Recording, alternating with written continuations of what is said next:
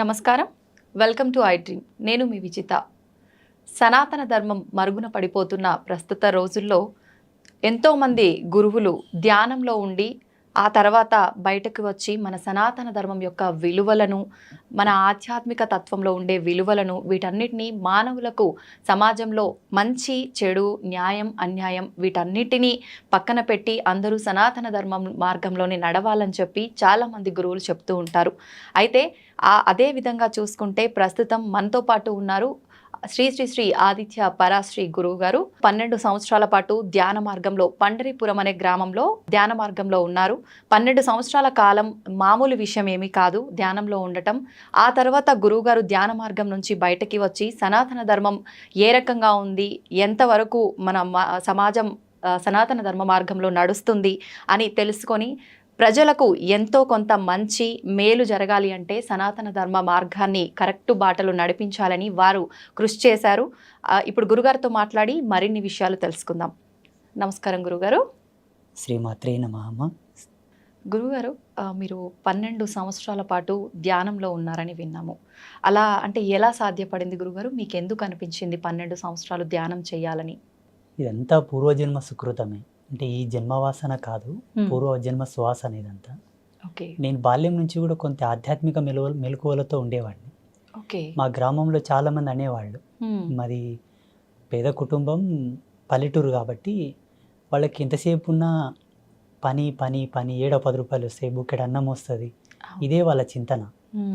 నేను పూజలు చేయడము, దేవుళ్ళ ఫోటోలు పెట్టుకొని దేవుళ్ళ ఫోటోలో పూలు అవి పెట్టడం లాంటివి చేస్తూ ఉంటే చిన్నప్పుడు మా అవ్వ తాత వాళ్ళందరూ తిట్టేవాళ్ళు. ఈ పూజలు మనకెందుకురా, మనం కష్టం చేసుకుంటేనే మనకు జీవితం గడుస్తుంది, ఈ వల్ల మనకు తగవు బిడ్డ అనేవాళ్ళు. అప్పటి నుంచి నా లోపల ఈ ఆధ్యాత్మిక మెలకువలు ఉండేవి. నా వయసు పెరిగే కొద్దీ పరిపూర్ణమైన వైరాగ్యంకి వచ్చింది. 2008లో నేను పూర్ణ వైరాగ్యంలోకి వచ్చాను. 2008 ఆషాఢ శుద్ధ ఏకాదశి రోజు పండరిపుర క్షేత్రంలో చాలా పెద్ద ఉత్సవం జరుగుతుంది పాండురంగ స్వామికి. కొన్ని లక్షల మంది భక్తులు వస్తారు అక్కడికి. అక్కడ నేను పరిపూర్ణమైన సమాధి స్థితిలో కూర్చోవడం జరిగింది. ఆ సమయంలో 2008 నుంచి స్టార్ట్ అయిందనమాట. ఇంకా అక్కడ నుంచి కంటిన్యూ నా ధ్యానము, నా అనుష్ఠానము, నా పూజలు అవి అనమాట. మంత్రానుష్ఠానం ప్రథమం నాది మెయిన్. ఓకే. అయితే గురుగారు, మీరు బాల్యం నుంచే నాకు ఆధ్యాత్మిక పరంగా అంటే వెళ్ళాలని చెప్పి అలాంటి ఆలోచనలు ఎక్కువగా ఉన్నాయని ఎవరినైనా చూసారా? అంటే ఎక్కువగా మనము మన ఇంట్లో వాళ్ళనో తెలిసిన వాళ్ళనో ఏ రకంగా వాళ్ళు చేస్తుంటారో అవి చూసి చిన్నపిల్లలను నేర్చుకుంటూ ఉంటాము. అలాగే మనకు చేయాలనిపిస్తూ ఉంటుంది. ఆధ్యాత్మిక పరంగా మీకు అలాంటి సువాసనలు కలిగి ఉండటానికి, ఇంట్రెస్ట్ కలగటానికి ఎవరినైనా చూసి మీరు అలా అయిపోయారంటారా, లేదంటే బై బర్తే అంటారా? అంటే కొందరి జన్మలు ఎలా ఉంటాయంటే అమ్మ, భగవంతుడు కొందరిని పెట్టి పుట్టిస్తాడు. ఎనీ కైండ్ ఆఫ్ వర్క్ అనమాట. డిఫరెంట్ క్యాడర్స్ లోపల. ఇప్పుడు కొందరు వాళ్ళకి ఏ విధమైన ట్రైనింగ్ లేకుండానే కొన్ని అద్భుతమైన సాహసాలు చేస్తుంటారు. కొందరికి ఏ చదువు సంధ్య రాకుండానే కూడా మంచి పెయింటింగ్స్ వేస్తుంటారు, చాలా చక్కగా మాట్లాడుతుంటారు. అంటే సహజ సిద్ధమైన కళలు వాళ్ళు పుట్టుకతోనే వచ్చి ఉంటాయి అనమాట. అంటే నాకు ఎవరిని చూసి ఇన్స్పిరేషన్ కలగలేదు, ఎవరిని చూసి నేను అట్లా పరవశం చెందలేదు. మా గురువు గారిని మొట్టమొదటిసారి చూసినప్పుడు కొంత ఆకర్షితం చెందిన మాట వాస్తవమే. కానీ అంతకు ముందు నుంచే నా లోపల ఆధ్యాత్మికత బాగా ఉండేది. ఏదైనా ఒక దేవిని చూసినా ఆ దేవుని తాలూకు ఆయన అవతారాన్ని చూస్తే ఆయన చేతుల్లో ఆయుధాలు ఎందుకున్నాయి, ఆయన పులి మీద ఎందుకు కూర్చోవాలి, ఆ ఎద్దు మీద ఎందుకు కూర్చోవాలి, నెమిలి మీద ఎందుకు కూర్చోవాలి అంటే ఒక అన్వేషణ స్థితిలో ఉండేవాడిని అనమాట. బాగా శోధించేవాడిని. దేవుళ్ళ ఫోటోలు చూసి, యంత్రాలు చూసిన తర్వాత కూడా అందులో అక్షరాలని డీకోడ్ చేసేవాడిని నేను. ఒక యంత్రం చుట్టూ కొన్ని అక్షరాలు రాస్తారు కదా, ఈ అక్షరాలు ఎందుకు పెట్టారు, వేరే పెట్టొచ్చు కదా, ఇవే ఎందుకు పెట్టాలి, ఇది పెట్టొచ్చు కదా అని బాగా సెర్చ్ చేసేవాడిని అనమాట. ఎప్పుడైతే మా గురువు గారిని చూసానో అప్పుడు ఇంకా పరిపూర్ణమైన ఎరుక వచ్చింది, జ్ఞానం పరిపూర్ణం. సత్యం ఏంటి, ధర్మం ఏంటి, అసలు ఈ ప్రపంచంలో ఉండేటటువంటి దైవీ సంపత్తి ఏందనేది వారిని చూసి తెలుసుకోవడం, వారి ద్వారా వినడం ఇంకా దృఢమైపోయింది నా యొక్క ఆధ్యాత్మిక తపస్సు. ఓకే. మీ గురువు గారు అంటే ఏ వయసులో వారిని కలిసారు గురువు గారు మీరు? నేను అప్పుడు 16వ సంవత్సరం ఉన్నాను. ఓకే. అంటే ఎలా కలిసారు గురువు గారు మీరు వాళ్ళని? మేము వలసదారులు అనమాట, మా కుటుంబం మొత్తం కూడా. పండరిపుర క్షేత్రానికి వలస వెళ్ళాము మేము కూలి పని కోసం. నేను నా కూలి పని చేసుకుంటూ ఉండే సమయం లోపల మా గురువు గారి పల్లకి సేవ వెళ్తూ ఉండేది. సంత్ రాజారాం కైకాడి మహారాజ్ అంటే పండరిపుర క్షేత్రంలో చాలా ఫేమస్ మఠం అది. ఓకే. వారి పల్లకి సేవ చూసినప్పుడు వారిని చూడగానే నా మనస్సు అంతా వారి మీదకి వెళ్ళిపోయింది. ఇంకా డే మొత్తం పనిచేశాను. సాయంత్రం వారి దగ్గరికి వెళ్ళి కూర్చొని నాకు కొంచెం మరాఠీ వస్తుంది. ఓకే. మరాఠీలో నేను వారితో మాట్లాడాను. స్వామీజీ, నాకు ఇట్లా ఆధ్యాత్మిక అన్వేషణ ఉన్నది, కొన్ని ఆధ్యాత్మిక అనుభవాలు కలుగుతూ ఉన్నాయి, దీన్ని నివృత్తి చేయండి అని అడిగాను. ఓకే. వారు 2 మాటలు అన్నారు. నీ జీవితం ఇది కాదు, నువ్వు ఇందులో ఉండడం కరెక్ట్ కాదు, మీ తల్లిదండ్రులను తీసుకొని రా, నేను కొన్ని విషయాలు చెప్తానని అన్నారు. ఓకే. మా అమ్మతో మా నాన్నతో చెప్పాను. వాళ్ళు వచ్చి కలిశారు. ఈ అబ్బాయితో గనక మీరు పని చేయిస్తే ఒక గోవుతో సేవ చేసుకున్నట్లనే నీ కొడుకు కాదు అని వదిలేసే అని చెప్పారు. ఓకే. వారు ఏమన్నారంటే, నువ్వు లోక కళ్యాణం కోసం పుట్టావు నాన్న, ఈ సంసారంలో నువ్వు ఉండేది కాదు. ఎందుకోసం అంటే నీకు ఒక అన్న ఉన్నాడు, ఒక తమ్ముడు ఉన్నాడు, 2 ఉన్నారు సంసారానికి, 2 అక్కలు ఉన్నారు, 2 చెల్లెళ్ళు ఉన్నారు. నీ కుటుంబానికి ధర్మం ఉంది, నువ్వెందుకు ఇక్కడ, నీ ధర్మం ఇది కాదన్నారు. నేను అప్పుడే కలిశాను వారిని. మరుసటి రోజే మా అమ్మ నాన్న తీసుకొని వెళ్ళాను. నా బయోడేట్ ఎలా చెప్పగలిగాడు ఆయన? నాకు అన్న ఉన్న సంగతి, తమ్ముడు ఉన్న సంగతి, అక్క చెల్లెళ్ళు ఉన్న సంగతి అసలు ఆయనకు పరిచయం లేని నేను. ఓకే. అంత దివ్య దృష్టి ఉంది వారికి. ఇంక అప్పటి నుంచి మా అమ్మ నాన్న నన్ను వదిలేశారు. అప్పటి నుంచి పరిపూర్ణ ఆశ్రమ ధర్మంలోకి వచ్చేసాను. ఇంకా ఇప్పుడు ఎప్పుడైతే వారు నా గురించి చెప్పారో అప్పుడు నాకు అంటే ఆలోచన అనేది మారిపోయింది కంప్లీట్గా. ఓకే. ముందుగానే మీరు ఆధ్యాత్మిక పరంగా కొంచెం ఇంట్రెస్ట్ ఎక్కువగా ఉంది కాబట్టి గురువుగారు ఆ మాటలు చెప్పగానే, కానీ గురువుగారు మామూలుగా మీకుంది ఓకే, కానీ పేరెంట్స్ ఎక్కువగా సపోర్ట్ చెయ్యరు. అదేంటి, నాకు ఎంతమంది పిల్లలున్నా ప్రతి బిడ్డ తల్లిదండ్రులకు ఇంపార్టెంటే, ఫ్యామిలీ ఉండాలి, వాళ్ళకంటూ ఒక పిల్లలు రెస్పాన్సిబిలిటీస్ ఉండాలి అనుకుంటారు. అలా మిమ్మల్ని వదిలేశారని చెప్పారు కదా, అంటే అభ్యంతరం అనేది ఏమీ చెప్పలేదా ఒక్కసారి కూడా? అంటే అమ్మ ఏడిసింది బాగా. అమ్మ ఏడిసింది, నాన్న కూడా బాధపడ్డాడు. ఓకే. ఇంకా వాళ్ళు అర్థం కూడా చేసుకున్నారు నేను చేసే పనులు అట్లా ఉండేవి. దేవి భాగవత మహాపురాణాన్ని ప్రతిరోజు గంటన్నర చదివేవాడిని. ఓకే. పూజలు ఎక్కువ చేసేవాడిని. ఎప్పుడు ధ్యానం ధ్యానం ధ్యానం ధ్యానం అని ఉండేవాడిని. కొన్ని సందర్భాల్లో పని చేస్తున్నప్పుడు కూడా అలాగే ధ్యానంలోకి జారుకునేవాడిని. ఓకే. వాళ్ళు చూశారు నా చేష్టలన్నీ. ఈ స్వామీజీ చెప్పిన మాటలకు, నేను జీవించే జీవన విధానానికి వాళ్ళకి అర్థమైపోయింది. వీడు చేసే పనులు అలాగే ఉన్నాయి, ఈయన చెప్తుంది కూడా వాస్తవమే కాబట్టి ఇది సత్యం, ఇంకా దీంట్లో అనుమానం ఏమీ లేదని వాళ్ళు మనసును దృఢం చేసుకున్నారు. ఇంకా దృఢం చేసుకొని ఇంకా వదిలేశారు నన్ను కంప్లీట్గా. ఓకే. గురుగారు, మామూలుగా చిన్న ఏజ్ అనగానే ఆడుకోవటం, పిల్లలతో కలిసిమెలిసి తిరగటము, ఇలాంటివి చాలా ఉంటాయి. కొంచెం వయసు పెరిగే కొద్దీ ఎన్నో రకాల కోరికలు, ఇలా ఉండాలి అలా ఉండాలి అని చాలా రకాలుగా ఉంటుంటాయి. మీరు చూస్తే 16వ సంవత్సరంలోనే మొత్తం ఆధ్యాత్మికం సైడ్ వచ్చేసారు. మీకు ఆ రకంగా ఎప్పుడు నేను ఇలాంటి ఒక లైఫ్ని మిస్ అయ్యాను అనే ఆలోచన ఎప్పుడు రాలేదంటారా? ఇక్కడ మనకు జన్మవాసనను 3 విధాలుగా 3 భాగాలుగా చెప్పవచ్చు. మనిషి జన్మను మూడు ధర్మాలతో చెప్పింది మన సనాతన ధర్మం. కర్మజన్మ, కారణజన్మ, కామజన్మ. ఓకే. కామజన్మ అంటే వాడు పుట్టుకతోనే కామ కలాపాలతో అనురక్తి కలిగి ఉంటాడు.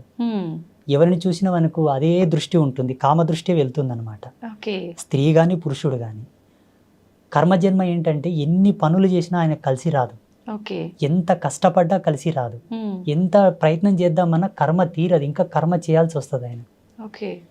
ఆయన పుట్టి తన తల్లిదండ్రులతో సేవ చేయించుకునేటటువంటి వాళ్ళు కూడా కర్మజన్మ కిందికే వస్తారు, కర్మజన్మ కిందికే వస్తారు. కారణజన్ములు ఏంటంటే వాళ్ళకి బై బర్త్ నుంచే ఆధ్యాత్మిక మెలుగువలతో పుడతారు వాళ్ళు, పుట్టుకతోనే. ఇప్పుడు బ్రహ్మం గారు ఉన్నారు, ఆయన బై బర్త్ నుంచే అద్వితీయమైనటువంటి జ్ఞాన సంపన్నులు వాళ్ళు. అసలు మానవ మాతృలు ఎవరు కూడా అంతటి జ్ఞానంతో ఉన్నట్టు ఇప్పుడు చరిత్రలో లేదు. అపారమైనటువంటి జ్ఞాన సంపన్నులు వాళ్ళు. అట్లా మహితాత్ముల జన్మలు సామాన్యుల జన్మలు సమానం కావు. నేను పుట్టుకతోనే మా ఊళ్ళో చాలా మంది ఇప్పటికీ బిజ్వార గ్రామంలో అడిగినా కూడా ఆ అబ్బాయి కొంత డిఫరెంట్గా ఉండేవాళ్ళు అండి, అందరితో సమానం ఉండేవాడు కాదు, అందరు ఒక పని చేస్తే తను ఒక్కడే సపరేట్ చేసేవాళ్ళు అని చెప్తారు. అయితే గురువుగారు, మీ అంటే వేషధారణ విషయానికి వస్తే, స్వామీజీలు అనగానే మామూలుగా మగవారు ఏ రకమైన దుస్తులు ధరిస్తారో ఆ రకంగా ఉంటుంటారు నార్మల్గా. మీ వస్త్రధారణ చూస్తే కనుక కొంచెం ఆడవారికి సంబంధం కలిగి ఉన్నట్టుగా ఉంటుంది. ఎందుకని ఈ రకంగా మీరు వస్త్రధారణ ఎంచుకున్నారు? మాది కౌడిధారి పంత్ అంటే ఈ అంటే? గవ్వలు ఉన్నాయి కదమ్మా, అవునవును. దీన్ని కౌడిధారి పంత్ అంటారు. ఓకే. శ్రేష్టమైన మూల స్త్రీ విద్య. ఇది స్త్రీ యొక్క యోని స్వరూపమై ఉంటుంది. ఓకే. స్త్రీ యొక్క యోని స్వరూపం ఈ గవ్వ. హ్మ్. హ్మ్. దీని మెడలో ధరించి, ఇది ఏకవస్త్రం తల్లి, కుట్టని బట్ట. ఓకే. కుట్టని బట్ట, ఒకే వస్త్రాన్ని అలా చుట్టుకుంటాం. హ్మ్. ఇది ఒక్కటి తప్పిస్తే శరీరం మీద ఏది ఉండదు మాకు. ఓకే. ఏకవస్త్రం ఇది. హ్మ్. ఇంకా మా వేషధారణ, మా ఈ ఉంగరాలు వల్ల అంటే అది శ్రీ విద్య సాధనలో మేము చేసేటటువంటి కొన్ని ప్రక్రియలకు అవి ఆబంధనాలు. హ్మ్. ఒక్కొక్క దానికి ఒక్కొక్క పరమార్థం ఉంది.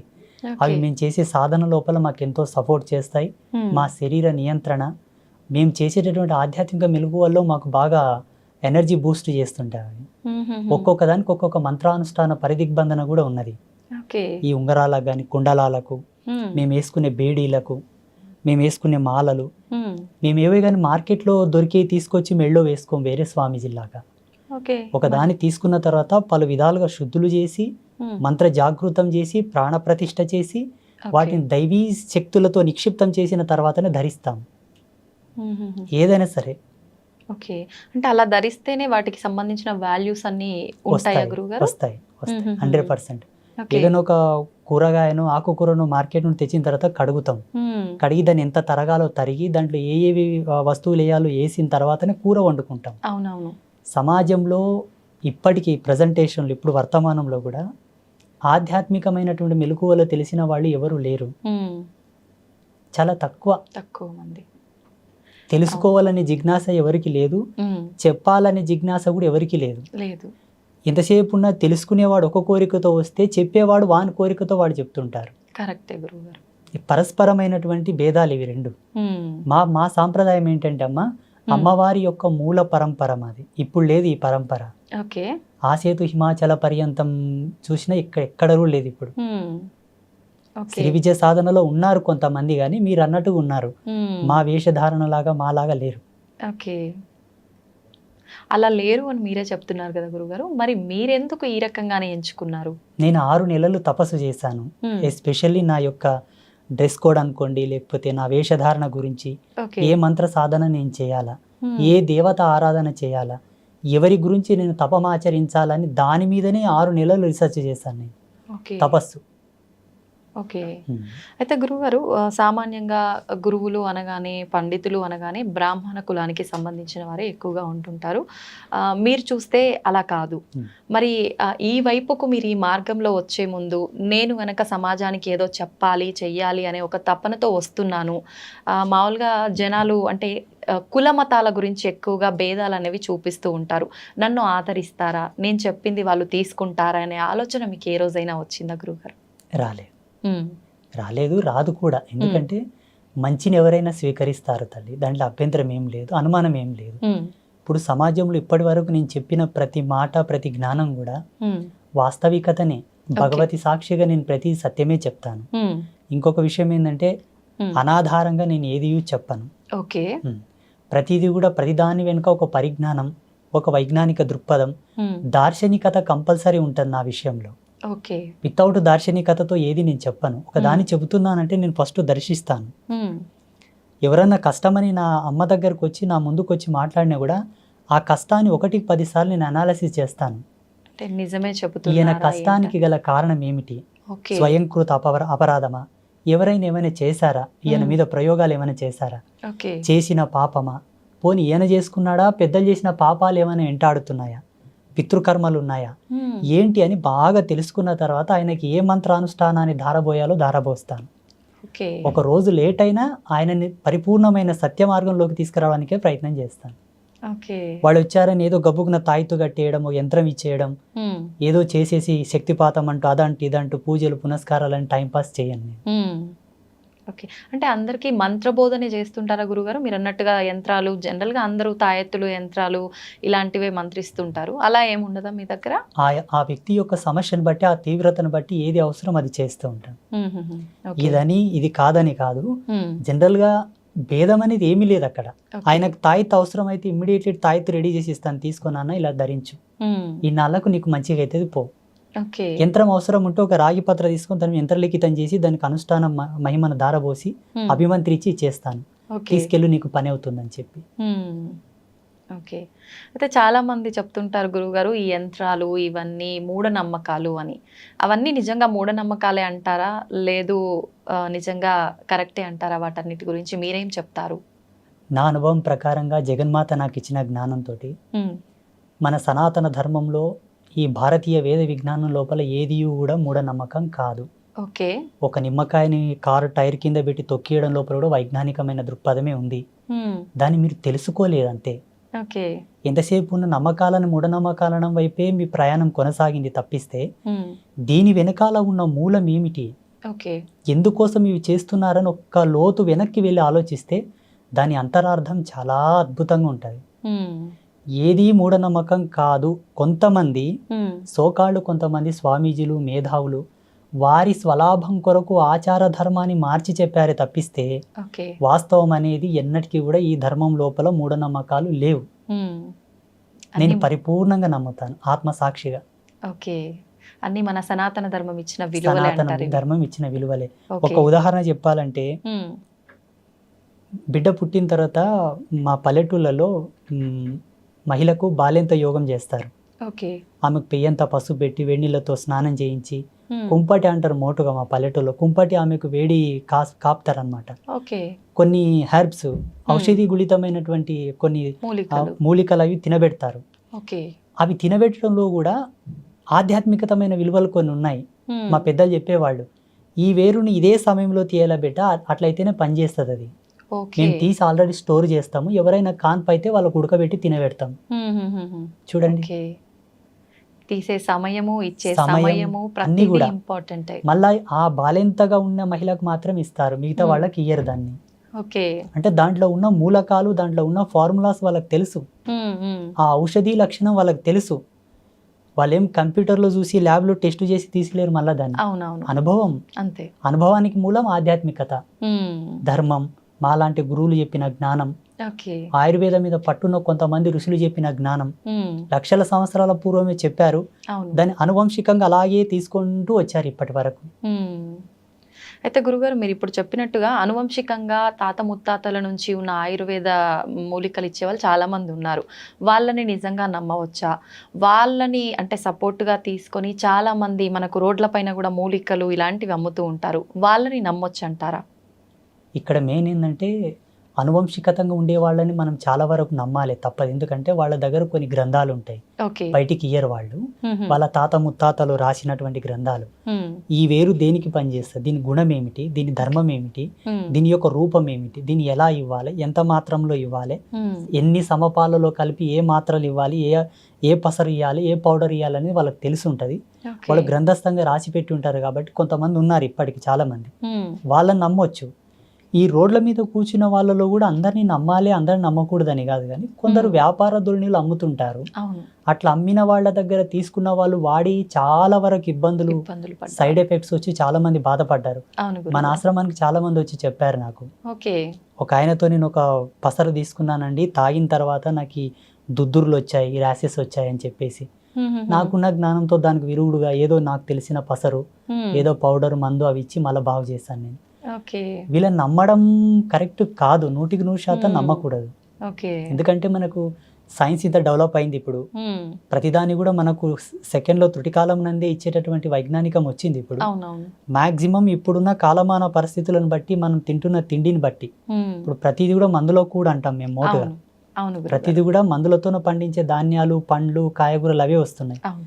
ఈ తిండిని బట్టి, ఈ జీవన విలువలను బట్టి ఈ మందులు వాడడమే మంచిది. అప్పట్లో మోటు మందులు ఎట్లా పనిచేస్తుందంటే గట్టితనం ఉండే అందరి లోపల, దృఢత్వం బాగుండే, తినే తిండిలో కూడా ఆ గట్టితనం ఉండేది కాబట్టి పసర్లు పనిచేసేవి. ఇప్పుడు అంత తొందరగా పనిచేయవు. అంటే శరీరం సపోర్ట్ చేయదు దాంట్లకు. ఓకే. అయితే గురువుగారు, ఇది అడగొచ్చో లేదో తెలీదు, చాలా వరకు నేను కొన్ని ప్రాంతాల్లో విన్నాను. పల్లెటూళ్ళలో వాళ్ళు ఏమంటారంటే, 2-3 ఆడ సంతానం ఉంటే ఖచ్చితంగా నెక్స్ట్ రాబోయే సంతానం మగ శిశువు జన్మించాలంటే పసరు పోస్తారు పలానా ప్లేస్లో, ఖచ్చితంగా మగ శిశువు జన్మిస్తారు అని అంటుంటారు. ఇలాంటి పసరు మందుల్ని నమ్మొచ్చంటారా? నిజంగా అలా జరుగుతుందంటారా? నా జీవితంలో, నా అనుభవంలో ఒక 7-8 కేసులు నేనే డీల్ చేశాను. సక్సెస్ అయ్యాయా? 100% అమ్మ సాక్షిగా, అబద్ధం ఏం లేదు. అంటే ఇవి ఎట్లుంటాయమ్మా, వాళ్ళ యొక్క దైవం అంటే వాళ్ళ యొక్క పుణ్యం, వాళ్ళ రాతఫలం, వాళ్ళ అదృష్టాన్ని బట్టి ఆధారపడి ఉంటాయి. ఓకే. కొందరికి వికటించాయి కూడా, కొందరికి సక్సెస్ కాలేదు.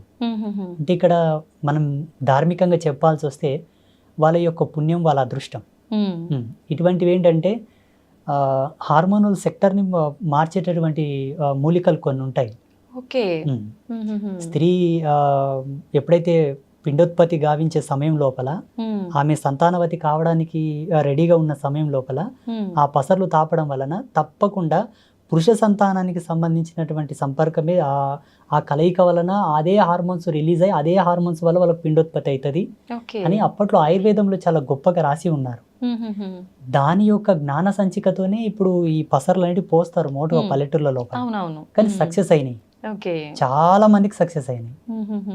కొందరు ఫెయిల్ అయితే వాళ్ళ అదృష్టం ఇక చెప్పనీకి రాదు.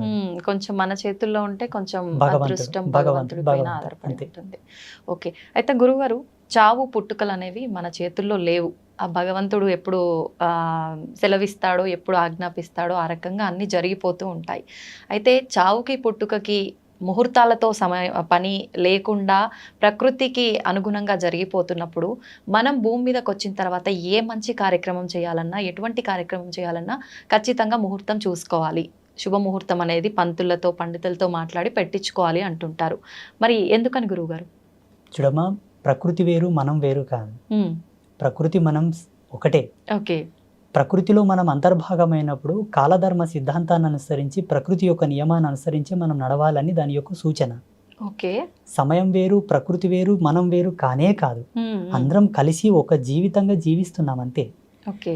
మనం ఒక సమయాన్ని తీసుకుంటున్నామంటే ఆ తాలూకు యొక్క ఎనర్జీ సీక్వెన్సెస్ యాడ్ అయి ఉంటాయి నేచర్లో. ఆ గ్రావిటీ అనేది ఫోర్స్ అయి ఉంటుంది అప్పుడు. అట్ ద పాజిటివిటీ, శుభ సమయము, శుభముహూర్తం, శుభ సంకేత దృక్పథంతో కూడుకున్నటువంటి వాతావరణం. ఓకే. మంచి నీ జీవనాడులకు, నీ జీవ చైతన్యానికి, నీ ఆరా సిస్టానికి అది అనుసంధానం అయ్యి ఉండే టైం అది. ఓకే. ఉదాహరణకి సూర్యోదయం లోపల ప్రశాంతంగా చల్లగా ఉంటది వాతావరణం. అవును గురుగారు. మధ్యాహ్నానికి ఆ వాతావరణం ఉండదు కదా. అంటే ఏం మారినట్టు? సూర్యుని యొక్క తాపం పెరిగి వేడి ఎక్కువ ఉత్పన్నం అయ్యింది కాలంలోనే. ఇదే కాలంలోనే మార్పులు జరుగుతున్నాయా లేదా? అలాగే ఋషుల యొక్క ద్రష్టత్వం, ఋషుల యొక్క దార్శనికత ఇక్కడనే మనకు గొప్పతనం అని తెలుసుకోవాలి మనం. భారతీయ ఋషుల యొక్క గొప్పతనం. ముహూర్తాన్ని ఛేదించి ముహూర్తం యొక్క నిశ్చయం చేసేటటువంటి ఏకైక గణాంక సిద్ధాంతం మనదే. హిందూయిజంలోనే ఉంది, ఎక్కడ లేదు. ముహూర్త ప్రమాణాన్ని అంత ఈజీగా లెక్క కట్టడం అందరికి సాధ్యం కాదు. చాలా సెన్స్ కావాలి దానికి. అబ్బా, ఎంత తపస్సు చేయాలో. ఇప్పుడు కాలంతో మాట్లాడాలి తల్లి లైవ్గా. కాలంతో లైవ్ లో మాట్లాడితే తప్ప ముహూర్త నిశ్చయం కాదు. ఈ ముహూర్తాలు, ఈ పంచాంగం, ఈ ఆస్ట్రోఫిజిక్స్ అంతా కూడా 14 లక్షల సంవత్సరాల క్రితమే రాయబడింది. 14 లక్షల సంవత్సరాల క్రితం రాయబడ్డటువంటి పంచాంగంలోనే రేపు వచ్చే అమావాస్యకు సూర్యగ్రహణం ఉంది, ఇప్పుడు వచ్చే అమావాస్యకు సూర్యగ్రహణం ఉందని ఇప్పుడే మన పంచాంగంలో రాశారు. కరెక్ట్ ఆ రోజు సూర్యగ్రహణం పడుతుందా లేదా మీరు చెకప్ చేసుకోండి కావాలంటే. 100% మన పంచాంగంలో చెప్పిన ముహూర్తంకే సూర్యగ్రహణం పడుతుంది. అంటే 14 లక్షల సంవత్సరాల క్రితమే నిశ్చయమైనటువంటి ముహూర్తాలే ఇప్పటికీ ఉన్నాయి. అమావాస్య, పౌర్ణమి, గ్రహాలు, నక్షత్రాలు, మనకొచ్చే పుష్కరాలు, కుంభమేళ, ప్రతి ఒక్కరు పెట్టుకునే ముహూర్తాలు, ఎవ్రీథింగ్ ఆల్సో, ప్రతిది కూడా. అంటే ఇది ఎంత డెప్త్ అండ్ డెప్త్ సైన్స్ అంటే అమ్మ, మానవుడు కొన్ని లక్షల యోజనాల కిందికి వెళ్తే తప్ప ఈ అర్థం మనకు రాదు. కానీ ఋషులు ఎలా ఇచ్చారో, అందుకే గురువుని సాక్షాత్తు భగవంతుడితో సమానం పోల్చారు మన ధర్మంలో. భగవంతుడే ఒక మనిషి వచ్చి మనకి ఇన్ని అద్భుతాలను ఇచ్చాడని నేను భావిస్తున్నాను. ఇప్పుడు రేపు అన్నది కూడా భవిష్యత్తే కదమ్మా. వచ్చే అమావాస్యకే సూర్యగ్రహణం పడుతుందని ఇప్పుడు పంచాంగంలో రాశారు కదా. వీళ్ళు రాసిన దానికి అక్కడ గ్రహాలు మారుతున్నాయా, లేకపోతే అక్కడ గ్రహాలు మారేదాన్ని బట్టి వీళ్ళు రాశారా? మారేదాన్ని బట్టే వీళ్ళు రాశారు. వీళ్ళకి ఎలా తెలుసు? అప్పుడు రాకెట్స్ లేవు కదా గ్రహాల దగ్గరకు పోవడానికి. ఇప్పుడు ఏరోప్లాన్స్ ఉన్నాయి, అప్పుడు రాకెట్స్ లేవు కదా. ఒకవేళ మా ధర్మం లోపల విమానాలు ఉన్నాయి, పుష్పక విమానాలు ఉన్నాయి అంటే నువ్వు నమ్మరు. పోనీ అట్లానే పోయి చూసిండ్రంటే కూడా నమ్మరు. లేవు, ఇప్పుడిప్పుడే కనిపెట్టారా అని అంటారు. నిజంగా ఉన్నాయా గురుగారు పుష్పక విమానాలు? 100%, 100% ఉన్నాయి. ఆత్మసాక్షి ఉన్నాయి. చూడమ్మా, ఈ కాలంలో లేదేది మానవుడు కనిపెట్టాడు. ఇది వరకు ఉన్నది ఏదో ఆయనకు ఆ దార్శనికత వచ్చే కనిపెడతాడు. ప్రతి సైంటిస్ట్ అయినా ఏ ఫార్ములా అయినా ఏ పరికరమైనా సరే ఓకే. కాలంలో లేనిది ఏది ఆయనకు ద్రష్టత్వంలోకి రాదు. ఉన్నదే వస్తుంది. వాళ్ళ యొక్క ప్రజ్ఞా పాఠవాలను బట్టి వాళ్ళు శోధించుకొని దాన్ని కనిపెట్టి రిలీజ్ చేస్తారు బయటికి. ఓకే. ప్రతిదీ కూడా ఒకప్పుడు వాడబడిందే మనకు జ్ఞానం లోపలికి వస్తుంది. ఓకే.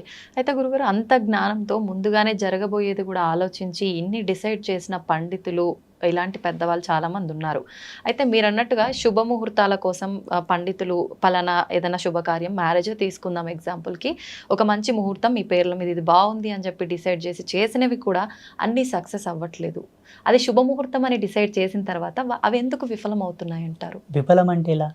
అంటే సక్సెస్ అవ్వకుండా డివోర్స్ వరకు వెళ్ళటము, మధ్యలోనే విడాకులు అయిపోవడము, లేదంటే కలిసి ఉన్నా కూడా వాళ్ళిద్దరికి పడకుండా చీటికి మాటికి గొడవలు, ఇలా చాలా చూస్తుంటాం కదా గురువుగారు. ఎందుకు అలా అవుతున్నాయి? కాలం అంటే 5 ఎలిమెంట్స్: భూమి, నిప్పు, నీరు, గాలి, ఆకాశం. ఈ 5 ఎలిమెంట్స్ యొక్క సమ్మేళనమే కాలం. టైంకి ప్రత్యుత్తరమైన రూపమే ప్రకృతి. ఈ ప్రకృతి పంచభూతాలు, పంచభూతాలే కాలం. ఇవేవి వేరు కాదమ్మా, అన్నీ ఒకే సర్గ. అయితే పంచభూతాల ప్రమోదంగా వచ్చేటటువంటి ఆ యొక్క పాజిటివిటీ ఏదైతే ఉందో అది నీ జీవధర్మ సిద్ధాంతానికి అనుసంధానం కావాలని ముహూర్తం ఉంది. ఇక్కడ ఒకరినొకరు అర్థం చేసుకొని కాపురం చేయనికి చేతగాక హోదాలు అడ్డం పెట్టుకొని, డబ్బు అడ్డం పెట్టుకొని, నీ జాబ్ తక్కువ నా జాబ్ ఎక్కువ, నీవు నాతో కలిసి అంటే వ్యక్తిగత భేదాలు పెట్టుకొని విడిపోవడానికి ముహూర్తానికి సంబంధం లేదు. ప్లీజ్. ఓకే. ఇది వ్యక్తుల యొక్క సహజ సిద్ధమైన నిర్మాణంలో జరిగే కాపురాలి వల్ల. దీనికి కారణం ఏంటంటే ఇప్పుడున్న సామాజిక రుగ్మతలు, ఒకరితో ఒకరిని పోల్చుకుంటున్నారు. అవును. ఆ పోలిక వల్ల విభేదాలు వచ్చి విడిపోతున్నారు చాలా మంది. ఇంకొంతమంది సర్దుకోవడం లేదు, ఓపికలు లేవు మన వాళ్ళకి. ఇప్పటి మానవునికి ఓపిక లేదు. అప్పట్లో పాతకాలంలో ఎన్ని విపత్తులు వచ్చినా, ఎన్ని ఇబ్బందులు వచ్చినా ఓపిక గట్టి ఉండే. ఓపిక ఎంత దృఢమో జన్మ అంత సార్థకత అని చెప్తారు మన ధర్మంలో. ఓపిక లేని వాళ్ళ జన్మలు సార్థకతను పొందవు. ఓపిక లేకపోవడం వల్ల విడిపోతున్నారు కానీ ముహూర్తం ఏం తప్పు లేదు ఆడ. ముహూర్తం యొక్క సిస్టమ్ వేరు. ఇప్పుడు ముహూర్తాలు, ఈ నక్షత్రాలు, ఈ పంచాంగాలన్నీ 83 లక్షల జీవరాశులు పాటించవు. మనిషి ఈ పరివర్తనలోకి రాగలిగాడు. ఈ విజ్ఞాన శోధన చేశాడు మానవుడు. ఈ కాలగణన సిద్ధాంతాన్ని మనం మాత్రమే ప్రతిపాదించాం, మిగతా జీవరాశులు కాదు. అందులో ఒక మంచి చెడు, ఇది శుభం, ఇది అశుభం, ఇది ఒక ఆరోగ్యకరమైనటువంటి వ్యవస్థ.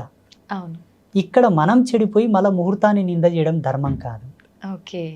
అంటుంటారు కదా గురుగారు, కానీ అంటే ఈ మధ్య కాలంలో అంటే పెట్టిన ముహూర్తం కరెక్ట్గా లేదేమో, కరెక్ట్గా వీళ్ళిద్దరికి మ్యాచ్ అవ్వలేదేమో, ఆ పంతులు అంటే ఎలా డిసైడ్ చేశాడో ఇలా జరిగిపోయింది. నేను ఆ విషయానికి వస్తే మీకు ఒక ఎగ్జాంపుల్ చేస్తాను. ఓకే.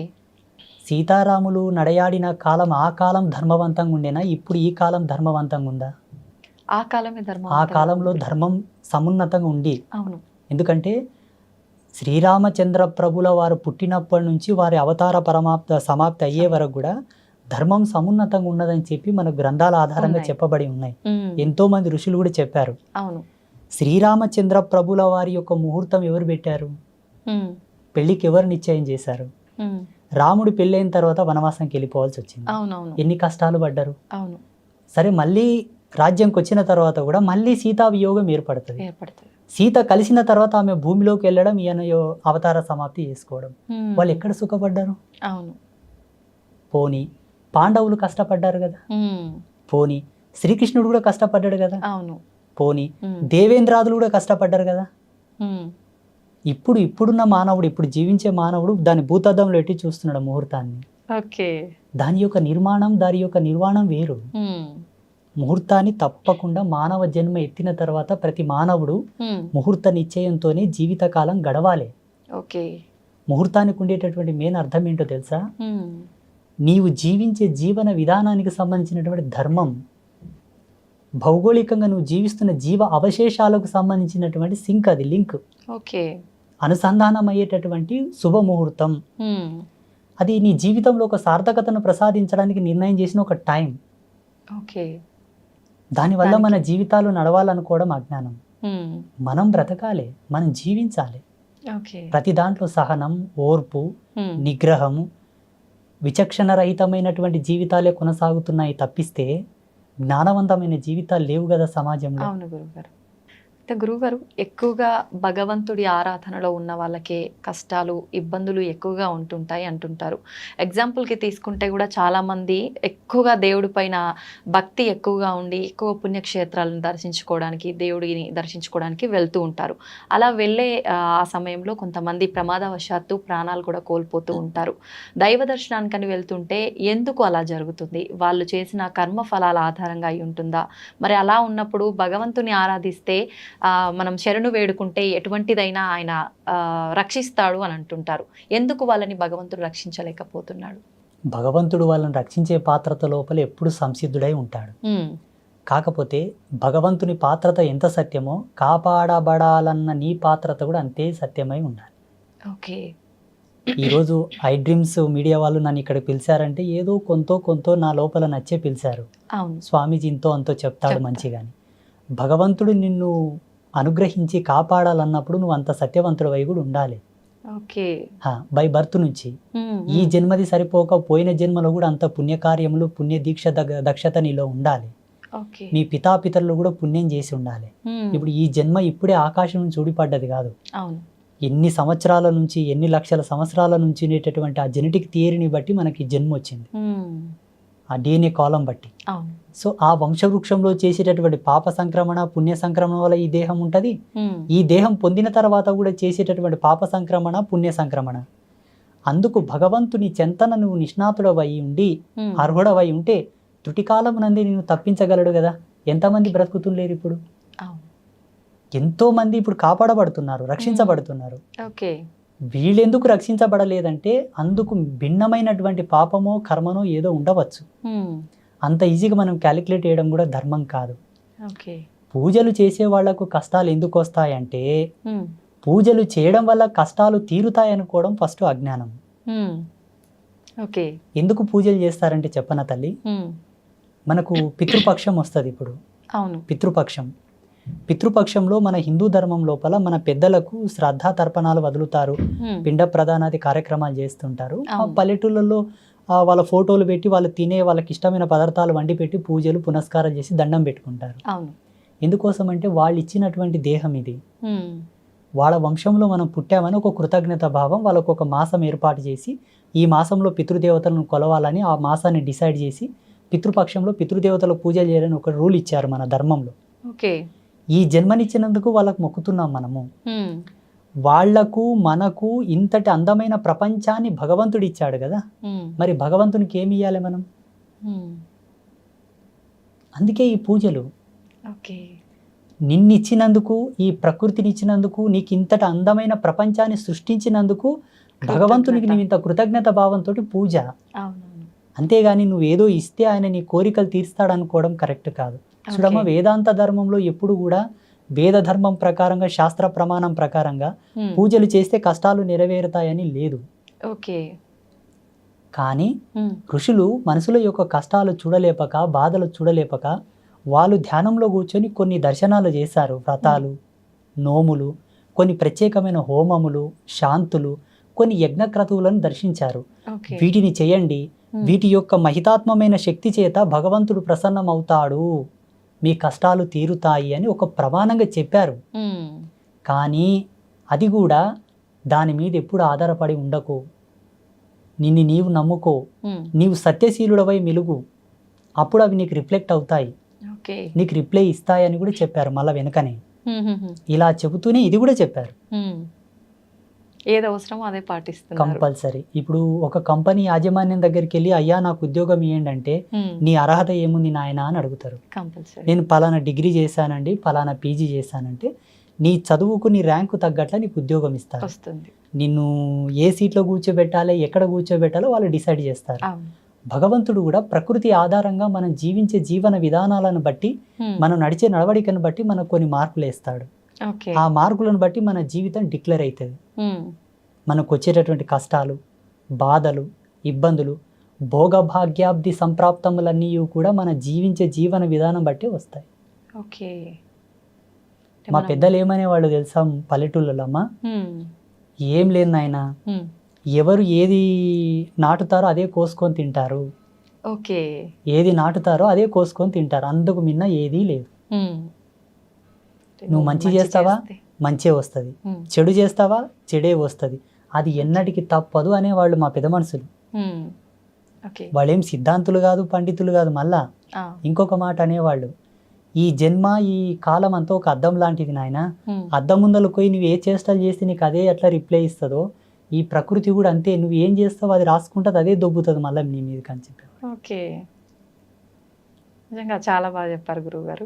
ఆ, కానీ మీరు చెప్పినంత వింటుంటే నిజంగా ఇది వాస్తవం అనిపిస్తుంది. కానీ కొంతమంది వాళ్ళ విషయంలో ఏం జరుగుతుందంటే, వాళ్ళు ఎంత నిజాయితీగా ఉన్నా, ఎంత మంచి మార్గంలో నడిచినా కూడా ఎక్కువ ఈ ఇబ్బందులన్నీ వాళ్ళకే వస్తుంటాయి. మరి దాని గురించి ఏం చెప్తారు? వాళ్ళకి ఆ జన్మ ఎక్కన ముందు వాళ్ళ తల్లిదండ్రులు అంతటి పుణ్యకర్మలు ఆచరించలేకపోవచ్చు. ఓకే. జీవుడు తన ఈపున ఎంత పుణ్యం పెట్టుకొని సంతానాన్ని ఇస్తే పుట్టే పిల్లలు అంత గొప్పగా పుడతారు. ఉమ్, మీకు ఒక ఎగ్జాంపుల్ చెప్తానమ్మా. ఇప్పుడు మా డ్రైవర్ వచ్చాడు, ఆ, మా డ్రైవర్ వాళ్ళ తల్లిదండ్రులు ఒక గురువుతోటి బోధ తీసుకున్నారు, గురూపదేశం. ఓకే. వాళ్ళు గురూపదేశ సంస్కారం తీసుకున్నప్పటి నుంచి మా డ్రైవర్ వాళ్ళ నాన్న చనిపోయాడు. ఉమ్, వాళ్ళ నాన్న చనిపోయే వరకు వాళ్ళ జీవితాలలో చూడని కష్టం లేదు, పడని బాధ లేదు పాపం. ఉమ్, నేను లైవ్లో చూశాను. ఓకే. చాలా కష్టపడ్డారు. చివరికి వాళ్ళ నాన్న చనిపోయాడు. ఉమ్, వాడొక్కడే అబ్బాయి, వాళ్ళ అమ్మ, వారిద్దరే ఉంటున్నారు. ఓకే. ఇప్పుడు ఆ అబ్బాయి వాళ్ళ అమ్మ, ఆ అబ్బాయి నా పాదాలను ఆశ్రయించి నాతోను ఉపదేశం తీసుకున్నాడు, మంత్రోపదేశం. ఉమ్, అమ్మవారిని ఆశ్రయించి నాతో మంత్రోపదేశం తీసుకున్నప్పటి నుంచి ఇప్పుడు ఎంత సుఖంగా ఎంత సంతోషంగా ఉన్నారో. ఉమ్, అసలు చాలా ఆనందంగా ఉన్నారు వాళ్ళు. ఉమ్, ఇప్పుడు ఆయనకు కొడుకో బిడ్డ పుట్టారు. ఉమ్, ఎంత ఆరోగ్యంగా, ఎంత చురుకుగా, ఎంత అందంగా, ఎంత అభినయంగా పుట్టారో పిల్లలు. ఓకే. అసలు ఈ కష్టము బాధ అంటేనే తెలియనంత గొప్పగా పెరుగుతున్నారు ఇప్పుడు. ఉమ్, అంటే వాళ్ళ తాత వాళ్ళ అవ్వ గురూపదేశం తీసుకొని గురువు చేత గురువులినటువంటి పుణ్యము ఉమ్, కొడుకుకు ఉత్తాన పదంగా సంక్రమించి ఇప్పుడు మనమంగులకు పుణ్యం ఆవహించింది. ఓకే. ఖచ్చితంగా మనం చేసేవి మన వస్తాయి. పిల్లలకి, వాళ్ళ వస్తాయి. పిల్లలకి. దశరథ మహారాజు తన జీవిత పర్యంతం లోపల పొందిన శాపాన్ని ఉమ్, తాను మొత్తం సంపూర్ణంగా అనుభవించకూడని దేహము చాలించిన తర్వాత ఉమ్, ఆ శాపం యొక్క పవర్ అనేది, ఆ యొక్క మహిమ అనేది, ఆ శక్తి అనేది శ్రీరామచంద్ర ప్రభు అనుభవించాడు, లక్ష్మణస్వామి అనుభవించాడు, భరతుల వారు అనుభవించారు, శత్రుఘ్నుడు అనుభవించాడు. అవును. తప్పదు. ఓకే. ఇప్పుడు ఈ జన్మ వారి చేత పొందామంటే వారి యొక్క అవశేషములు కూడా మన యొక్క జీవితం వెనకాలే వస్తాయి. ఉమ్, 100%. డాక్టర్స్ కూడా అదే చెప్తారు కదమ్మా. ఇప్పుడు జీన్స్ మన యొక్క ఉమ్, పెద్దల యొక్క వారసత్వాన్ని బట్టి కొన్ని రోగాలు వస్తుంటాయి అని చెప్తారు. అవును. రోగాలు వస్తాయంటేనేమో నమ్ముతారు, ఉసురు వస్తుందంటేనేమో నమ్మరు. ఉమ్, మేము ఇట్లా పాపాలు పుణ్యాలు పెద్దల నుండి వస్తాయంటేనేమో మూఢనమ్మకం అంటారు. అవును. డాక్టర్లు ఏమో వాళ్ళు చెప్పిన రిపోర్ట్స్ని బట్టి మీ పెద్దల యొక్క వారసత్వంకి ఈ రోగం వచ్చిందంటేనేమో గుడ్డిగా నమ్మేస్తారు. అక్కడ అది అంటే సైంటిఫిక్ గా అన్ని ప్రూఫ్స్ ఉంటుంటాయి కదా గురువుగారు. అది పెన్ను తీసుకొని పేపర్ మీద రాసేటటువంటి భౌతికవాదం, ఉమ్, కంప్యూటర్లో టైప్ చేసేటటువంటి భౌతికవాదం, ఉమ్, దానికి ఆధారమైనటువంటి కారణ సంభూతులమే మేము. ఓకే. ఇప్పుడు జ్ఞానం లేనిది విజ్ఞానం లేదు కదా తల్లి. అవును గురువుగారు. జ్ఞానం అంటే మనం పుట్టడం, ఉమ్, పుట్టిన తర్వాత ఒక ప్రోడక్ట్ని ఇంకొక ప్రోడక్ట్తో కలిపి ఇంకొక ప్రోడక్ట్ తయారు చేసేది విజ్ఞానం. ఉమ్, ఈ ప్రోడక్టే భగవంతుడు ఇచ్చాడు కదా, ఉన్నదాన్నే తారుమారు చేసి ఒకదానికి రూపకల్పన చేసావు నువ్వు. అవును. ఇంకెక్కడి నుండి తెచ్చావు? ఈ భూమిన పుట్టిన దాన్ని నువ్వు కొత్తగా తయారు చేసావు. తయారు చేశారు. కొత్తగా ఏమైనా తీసుకొచ్చావా? లేదు. లేదు కదా. అది నీ ప్రజ్ఞాపాఠవాలు, నీ గొప్పతనం. ఉమ్, కానీ భగవంతుడి ధిక్కరణ మంచిది కాదు. ఓకే. భగవంతుడి నేల నీయకుంటే ఏడ రీసెర్చ్ చేస్తుంటే మనము, అవును. ఈ గాలి నీయకుంటే ఏడ ప్రయోగాలు చేస్తుంటిమి. ఉమ్, ఇప్పుడు ఇవెవరిచ్చారు, ఎవరు తయారు చేశారు, అది మనం కనిపెట్టాలి కదా. ఉమ్, ఒకవేళ ఇవి న్యాచురల్గానే తయారైంది అనుకుందాం, ఓకే. వేరే గ్రహాల మీద ఎందుకు లేవు మళ్ళీ వల్ల? అవును. పక్కనే మనకు సమీపంలో ఉన్న గ్రహాలలో మనుషులు లేరు, ఉమ్, జీవం పుట్టడానికి ఆధారం లేదు, ఆనవాళ్ళు లేవు. అవును. ఇక్కడ ఎందుకు ఉండాలి? ఉమ్, మన సనాతన ధర్మంలో భూమికి ఉన్నటువంటి విలువ, ఉమ్, భూమి యొక్క ఆవిర్భావ దశ, భూమి మీద జీవం ఏర్పడడానికి సంపూర్ణమైన వివరణ ఉన్నది ఓకే. క్లియర్గా. ఇప్పుడు టెక్నాలజీకు 300 ఏళ్ళు అయింది తల్లి. ఉమ్, లక్షల సంవత్సరాల క్రితమే పురాణ రచన జరిగింది. ఓకే. గురువుగారు, ఒక జీవి అంటే తల్లి గర్భంలో పడే ముందే తను చేసుకున్న ఇంతకు ముందు జన్మకు సంబంధించిన పాప పుణ్యాలు కర్మ ఫలాన్ని బట్టే ఈ జన్మలో ఎవరి కడుపున జన్మించాలి ఏంటి అనేది డిసైడ్ అవుతుంది అని కొంతమంది చెప్తుంటారు. అది నిజమే అంటారా? 100%. జీవుడు పుట్టకన్నా ముందు ఆత్మగా ఉన్నది పోయిన జన్మలో ఆయన ఉండేటటువంటిది. ఓకే.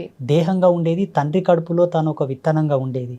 తండ్రి కడుపులో ఉండే విత్తనాన్ని తల్లి గర్భమునందు ప్రవేశించిన తర్వాత 9 నెలలు తల్లి గర్భంలో ఆయన పెరుగుతూ ఉండే కోణంలో తండ్రి యొక్క శేషం పోతుంది, తల్లి యొక్క శేషం ఆవరిస్తుంది. ఈ ఇద్దరి యొక్క శేషం యొక్క ఫలితం వల్లనే ఆ పిండం పెద్దగై బయటికి వస్తుంది. అప్పుడు తల్లి తన గర్భమునందు శిశువుని ఒదిగింపజేసుకునేటప్పుడు చేసేటటువంటి పాపము, కర్మ, మనసు చేత, చూపు చేత, చేతల చేత, నడవడిక చేత, తిండి చేత ఏ పద్ధతిలో తను పాపం చేసుకున్నా ఆ పాపం అనేది పిండానికి ఆవరిస్తుంది, తప్పదు. అందుకే లీలావతి ప్రహ్లాదుడు గర్భంలో ఉన్నప్పుడు పుణ్యశ్రవణం చేసేది, భక్తి శ్రవణం చేసేది. నారద మహర్షుల వారి చేత పుణ్యగీతములు, పుణ్య శ్లోకములు, పుణ్య పారాయణలు చేసేదనమాట. అందుకే ప్రహ్లాదుడు భక్తి తత్పరుడై జన్మించాడు. ఇలా చాలా ఉదాహరణలు ఉన్నాయి మన ధర్మం లోపల. అదే కోవకు మనం వస్తే హిరణ్యకశ్యపుడు, హిరణ్యాక్షుల యొక్క జన్మను మనం చూసుకున్నట్లయితే కశ్యప ప్రజాపతికి చాలా మహా తపశక్తి సంపన్నుడే కశ్యప ప్రజాపతి. వాళ్ళ తల్లి కూడా మంచి పూజలు పునస్కారాలు చేస్తూ ఉండేది. కానీ చిన్న మిస్టేక్ వలన, చిన్న తప్పితం వలన వాళ్ళు క్రూరులై పుట్టాల్సి వచ్చింది, లోక కంటకులై పుట్టాల్సి వచ్చింది. తండ్రి యొక్క శేషము, తల్లి యొక్క అవశేషాలు కలిపితే వచ్చేటటువంటి రూపమే ఒక జీవుడు. ఆ జీవుడు ఈ ఆత్మగా పోయిన జన్మలో ఏదైనా పాపం చేసి ఆ పాపం తీరకుండా చనిపోతే అది కూడా యాడ్ అవుతుంది, ఈ జన్మలో తల్లిదండ్రిది కూడా యాడ్ అవుతుంది.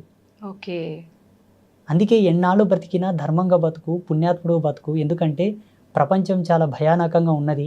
నీవు ఈదొచ్చు, ఈదకపోవచ్చు, నీవు ఓర్చుకోవచ్చు, ఓర్చుకోలేకపోవచ్చు. మొదటి నుంచే మార్గం మంచిగా వేసుకో, సుగమం చేసుకో, అంతిమం వరకు సాఫీగా చేరుకోగలవని చెప్పింది మన ధర్మం. అయితే గురుగారు, కొంతమంది అంటే అతి చిన్న వయసులోనే ఏదో రకంగా అకస్మాత్తుగా చనిపోతూ ఉంటారు. అలా చనిపోవడానికి కారణం అంటే ఆరోగ్య రీత్యా బాగున్న వాళ్ళు కూడా చనిపోతుంటారు, ఆరోగ్య పరిస్థితి బాగాలేని వాళ్ళు కూడా చనిపోతుంటారు. అలా చనిపోవడానికి రీజన్ ఏంటి అని అంటే, కొంతమంది ఏం చెప్తారంటే వాళ్ళ అంటే చేసుకున్న కర్మలు అంతవరకే ఉన్నాయి, అంతవరకు అవి కంప్లీట్ అయినాయి కాబట్టే ఆయన చనిపోయారు అని చెప్పి. అది నిజమే అంటారా? జనన మరణాలు రెండు కూడా కాలాతీతములమ్మా. ఈ కాలాంతర్గతంగా జరగవు. కాలానికన్నా, కాలం అనే సిస్టమ్ కన్నా చాలా పై లెవెల్ అవి. కాలం అనే ఈ సిస్టమ్ కన్నా చాలా ఎక్స్ట్రీమ్ లెవెల్స్ ఆఫ్ వర్క్స్ అనమాట అవి. అంటే భగవంతుడు వాటిని ఆపరేట్ చేస్తుంటాడు. మాలాంటి తాపసులం ఎన్ని యోగాలు చేసి ఎన్ని సాధనలు చేసినా దాని యొక్క రుచి, దాని యొక్క మర్మం చెప్పగలం కానీ ఆది చెప్పలేము. చెప్పొచ్చు, చెప్పిన పెద్ద విషయం ఏం కాదు కానీ చెప్పకూడదు. కనీసమైన మర్యాద. చూడమ్మా, ఒక బిడ్డ పుట్టి నెల పిండంగా తల్లి గర్భంలో ఉండగానే వికటించిపోవచ్చు, 5 నెలల పిండంగా ఉండగా వికటించిపోవచ్చు, పుట్టి బయట పడగానే కూడా చనిపోవచ్చు, సంవత్సరం లోపల చనిపోవచ్చు, పెరిగి పెద్దగా 20 ఏళ్ళ చచ్చిపోవచ్చు, 5 సంవత్సరాలు కూడా చచ్చిపోవచ్చు. ఈ చనిపోయే ప్రక్రియ ఏదైతే ఉన్నదో ఆయన అంతవరకు పుట్టి ఏం చేయాలో గంతే చేయవలసి ఉందని డిసైడ్ అయి ఉంటుంది. అంతకు మిన్న ఒక్క నిమిషం అటు కాదు ఇటు కాదు. ఇదే చూడు దేవుడు ఉన్నాడని చెప్పడానికి ప్రత్యక్ష సాక్ష్యం. ఇంతకంటే ఎక్క చెప్పడం కూడా కరెక్ట్ కాదు. ఇప్పుడు దేవుడు లేడయ్యా అంటే దీనంతా ఎవరు ఆపరేట్ చేస్తున్నారు చెప్పండి? ఒక వస్తువుని కనిపెట్టాము, దాని యొక్క జననం జరిగిందంటే ఎవరైనా దాన్ని తయారు చేసి ఉంటారు. ఎవరు తయారు చేసింది అది రాదు. ఈ సిస్టమ్ నంతా ఎవరు ఆపరేట్ చేస్తున్నారు? పోనీ న్యాచురల్గానే జరుగుతుంది అనుకుంటే మనుషులు ఇప్పుడు ప్రజెంటేషన్ ఒక 500 ఏళ్ళు బతకొచ్చు కదా. న్యాచురల్గా అయితే ఎక్కువ బతకొచ్చు కదా. లేదు, ఎవరు దీన్ని ఆపరేట్ చేయట్లేదు, ఇది సహజ సిద్ధంగా తనకు తానుగానే ఉత్పన్నమైంది అనుకుంటే వేరే విధంగా పుట్టొచ్చు కదా మనుషులు. ఒకే యాంగిల్తో ఎందుకు పుడుతున్నారు? పోనీ ఇది సహజ సిద్ధంగా తనకు తానుగానే ఉత్పన్నమైన కాలధర్మం అనుకుంటే ఈ భూమి లాంటి ఇంకొక భూమి కూడా తయారు కావాలి కదా. చూడమ్మా, ఇప్పుడున్న మోడర్న్ టెక్నాలజీ ఏదైతే ఉందో శాస్త్రవేత్తలకు నేను ఒక సవాల్ వేస్తున్నా. ఉజ్జయిని మహాకాళి, మహాకాళేశ్వరుడు, కాశీ విశ్వనాథుడు, విశాలాక్షి దేవతల మీద వీళ్ళని రీసెర్చ్ చేయమని చెప్పండి. ఈ సృష్టికి సంబంధించిన రహస్యం తెలుస్తుంది. ఈ ప్రపంచంలో అతి పురాతనమైన చాలా ప్రాచీనమైన ప్రదేశం ఏదన్నదంటే కాశీ మహానగరమే. కల్పాంత సమయం లోపల అన్ని ప్రదేశాలు నీట మునిగిన కాశీ మునగదు. మహాశివుడు దాన్ని శూలం చేతి ఎత్తి పడతాడు. ఈ ప్రకృతికి ఉండేటటువంటి కాలధర్మానికి ఉండేటటువంటి పర్యావసనం అంతా అయిపోయిన తర్వాత మళ్ళీ యథాస్థానానికి తెస్తాడు, జీవం పుడుతుంది. ఉజ్జయిని మహాకాళేశ్వర స్థానం ఏదైతే టైంకి సంబంధించిన డ్రోమ్. టైంకి సంబంధించినటువంటి సిస్టమ్ అక్కడ ఉంటుందమ్మా. అందుకే మహాకాళేశ్వర్, మహాకాళి, ఈ కాలధర్మాన్ని నడిపేటటువంటి స్థానము, పొజిషన్ అక్కడ ఉంటుంది. ఓకే. అందుకే ఆ పేరుతో ఆ దేవిని, ఆ దేవతని పిలిచారు. ఓకే. అయితే గురువుగారు, చాలామంది కోరికలు తీరకుండా చనిపోయిన వాళ్ళు ఆత్మలై ఇక్కడే తిరుగుతుంటారు అని అంటుంటారు. కొంతమంది మన మధ్య తిరుగుతుంటారు కానీ ప్రభావం అనేది ఎవరిపైన ఉండదు. కొన్ని ఆత్మలు మాత్రం ఎదుటి వారి పైన అంటే వెళ్ళిపోయి వాళ్ళని ఇబ్బంది పెట్టడము రకరకాలుగా వింటూ ఉంటాం. నిజంగా ఆత్మలు అనేవి ఉన్నాయా? ఇలా కోరికలు తీరకుండా చనిపోయిన వాళ్ళే ఆత్మలుగా అప్పుడు వస్తుంటారా గురుగారు? వెలుగుందంటే చీకటి ఉంది, జననం ఉందంటే మరణం ఉంది. ఓకే. భగవతత్వం ఉందంటే దానికి భిన్నమైనటువంటి ఈ ఆత్మలు, దయ్యాలు, భూతాలు, ప్రేతాలు కూడా ఉన్నట్లే. ఓకే. వీటి గురించి మాట్లాడుకోవడం లోపల మీరు అడిగింది ఎంత ధర్మమో నేను చెప్పేది కూడా అంతే ధర్మం. చూసేటటువంటి వీక్షకులకు, ప్రేక్షకులకు నేను ఒక విజ్ఞప్తి ఏం చేస్తున్నానంటే, పరిపూర్ణమైన అనుభవం మీకు లేకపోవడం వల్ల మీకు అర్థం కాకపోవచ్చు, దాని పట్ల మీకు అవగాహన లేకపోవడం వలన, ఇప్పుడు వాటి గురించి మీకు తెలియకపోవడం వలన మీకు అర్థం కాకపోవచ్చు. కానీ భగవంతుని చూసి భగవంతునితో కనెక్షన్ అయిన మేము ఇటు పాజిటివిటీని చూసినట్టు నెగిటివిటీని కూడా చూడాలి, తప్పదు. ఓకే. ఎన్నో ఆత్మల దర్శనం చేస్తాము, ఎన్నో భూత ప్రేతాదులతో సహవాసం చేస్తాము, ఎన్నో అదృష్ట శక్తులతో, అతీత శక్తులతో మాట్లాడతాము. నేనైతే నా ఆత్మదర్శన సాక్షిగా చెప్తున్నా, దయ్యాలు ఉన్నాయి, భూతాలు ఉన్నాయి, ప్రేతాలు ఉన్నాయి. దేని యాంగిల్ అవి పనిచేస్తాయి, దేని ధర్మాన్ని బట్టి అవి కొన్నాళ్ళు ఉంటాయి, మళ్ళీ అంతర్ధానం అయిపోతాయి. కోరికలు తీరకుండా చనిపోయిన వాళ్ళు తప్పకుండా ప్రేతంగా మారుతారు. ఓకే. 100%. ఇప్పుడు ఆత్మ పరిస్థితి ఏంటి గురువుగారు మరి? వాటి యొక్క ధర్మాన్ని అనుసరించి భగవంతుడు కొన్నాళ్ళు ఉంచుతాడు. ఆ ధర్మం తీరిన తర్వాత మళ్ళీ వేరే ఉత్తర జన్మ వాటికి ప్రసాదిస్తాడు. ఓకే. అంటే అప్పటి వరకు ఏం చేయలేమంటారా? ఇంకా వాటిని మనం యాతన అనుభవించాలి కదమ్మా, తప్పదు. ఎందుకంటే ఆ శరీరంలో జీవుడు ఉన్నంత వరకు చేయవలసిన పుణ్యములు, ధర్మములు ఏమి చేయక అకారణంగా, చూడమ్మా ఒక విషయం చెప్తాను, మళ్ళీ ఇది కంటిన్యూ చేద్దాము. ఈ ప్రపంచంలో తనకు తానుగా చనిపోయే హక్కు ఎవరికీ లేదు. ఇది సత్యం. కాలధర్మ సిద్ధాంత సాక్షిగా భగవంతుడు చెప్పిన మాట, తనకు తానుగా సూసైడ్ చేసుకోకూడదు. ఓకే. తనకు తానుగా చనిపోకూడదు అన్నది ఎంత ధర్మమో, భగవంతుడే తన యొక్క ఊపిరిని తీసుకెళ్ళాలి, యాదృచ్ఛికంగా జరగాలంతే. ఇప్పుడు ఒక అబ్బాయి ఆఫీస్ నుంచి ఇంటికి వెళ్తున్నాడు తల్లి, ఆయనకు చనిపోవాలని ఉండదు, ఎవడో వచ్చి గుద్దేశాడు, చనిపోయాడు. That is the God. అంతేగాని పని పట్టుకొని అప్పుల బాధ తట్టుకోక, భర్త యొక్క టార్చర్ తట్టుకోక, అత్తమామల వేధింపులు తట్టుకోక, ఏం తట్టుకోక హ్యాంగ్ వేసుకోవడం, పురుగుల మందు తాగడం, కిరాసినాయలు పోసుకోవడం, ఇవి ప్రేతాలుగా మారుతాయి. చూడు, నేను ఈ భూమికి పంపించిందే కష్టాలు అనుభవించడానికి, తప్పదు. ఒక కంపెనీలోకి నువ్వు ఉద్యోగం వెళ్తున్నావంటే పడుకుంటే నీకు ఉద్యోగ సాలరీ ఇవ్వరు, అక్కడ నీకు అప్పగించినటువంటి బాధ్యతలు నిర్వహించాలి నువ్వు. ఇక్కడ నేను పంపించింది ఈ విధమైనటువంటి ధర్మాలలో నువ్వు పాత్రత తీసుకోవాలని పంపిస్తారు. అవి కష్టాలు కానీ సుఖం కానీ. ఇవి ఎందుకు వచ్చాయి అంటే, నువ్వు ఆర్మీలో ఎందుకు జాయిన్ అయినావు, పోలీస్ డిపార్ట్మెంట్లో ఎందుకు జాయిన్ అయినావు, డాక్టర్కి ఎందుకు అయినావు, నీకు అది ఇంట్రెస్ట్ ఉండి చదివినావు కాబట్టి డాక్టర్ అయినావు. నువ్వు తప్పకుండా సర్జరీ చేయాలా, సూదులు వేయాలా, గోళీలు ఇవ్వాలా, మందులు ఇవ్వాలి. లేదు పోలీస్ అయిపోతే పోలీస్ వ్యవస్థకు సంబంధించిన విధులు నిర్వహించాలి. ఈ జన్మలో నువ్వు ఇక్కడ పుట్టి ఆ అత్తకు కోడలు అయినవు, ఈయనకు భార్య అయినవు, మీరిద్దరు కలవగా ఈ పిల్లలు పుట్టిండ్రు, ఈ పిల్లల చేత మీరు బాధపడుతున్నారంటే అదంతా ఒక సిస్టమ్. పోయిన జన్మకు సంబంధించింది, అంతకన్నా ముందు జన్మదో ఇంకేదో ఇంకేదో ఇంకేదో అనేక కారణాలు ఉండవచ్చు. దాని యొక్క అనుసంధానంగా నువ్వు కష్టపడుతున్నావే తప్పిస్తే ఓపిక కావాలి. అంతేగాని దీన్ని భరించలేక చనిపోయినావంటే ప్రేతం కాక కూడా తప్పదు. ఓకే. భగవంతుడు తీసుకెళ్లిన వాళ్ళు ఎవరు కూడా ప్రేతాలుగా మారరు. సెల్ఫ్గా చనిపోయిన వాళ్ళే ప్రేతంగా మారుతారు. ఓకే. అందుకే ఏ జీవరాశి కూడా చాగానికి ఇష్టపడదు. మనం దేనన్నా కొట్టనికోతే ఉరుకుతాయి చూడమ్మా, కుక్కలు కానీ ఏవే కానీ, వాటికి తెలుసు ఏదే కానీ చనిపోవాలని ఎందుకు ఇష్టపడదంటే ఆత్మ చనిపోనివ్వకుండా జాగ్రత్త పడుతుంటది, ప్రేరేపిస్తుంటది. దాంట్లోకి ఏం తెలుసు తల్లి, ఇప్పుడు వీళ్ళు నన్ను కొడితే చచ్చిపోతాను దానికి తెలుసా మీరు చెప్పండి, తెలుసు. వాటికి తెలుసు నన్ను కొడతారేమో, నేను చనిపోతానేమో అనే భయంతో అవి పరిగెడతాయి. ఇప్పుడు పశువులకు ఉండే జ్ఞానం కూడా మనకు లేకపోతే ఎట్లా?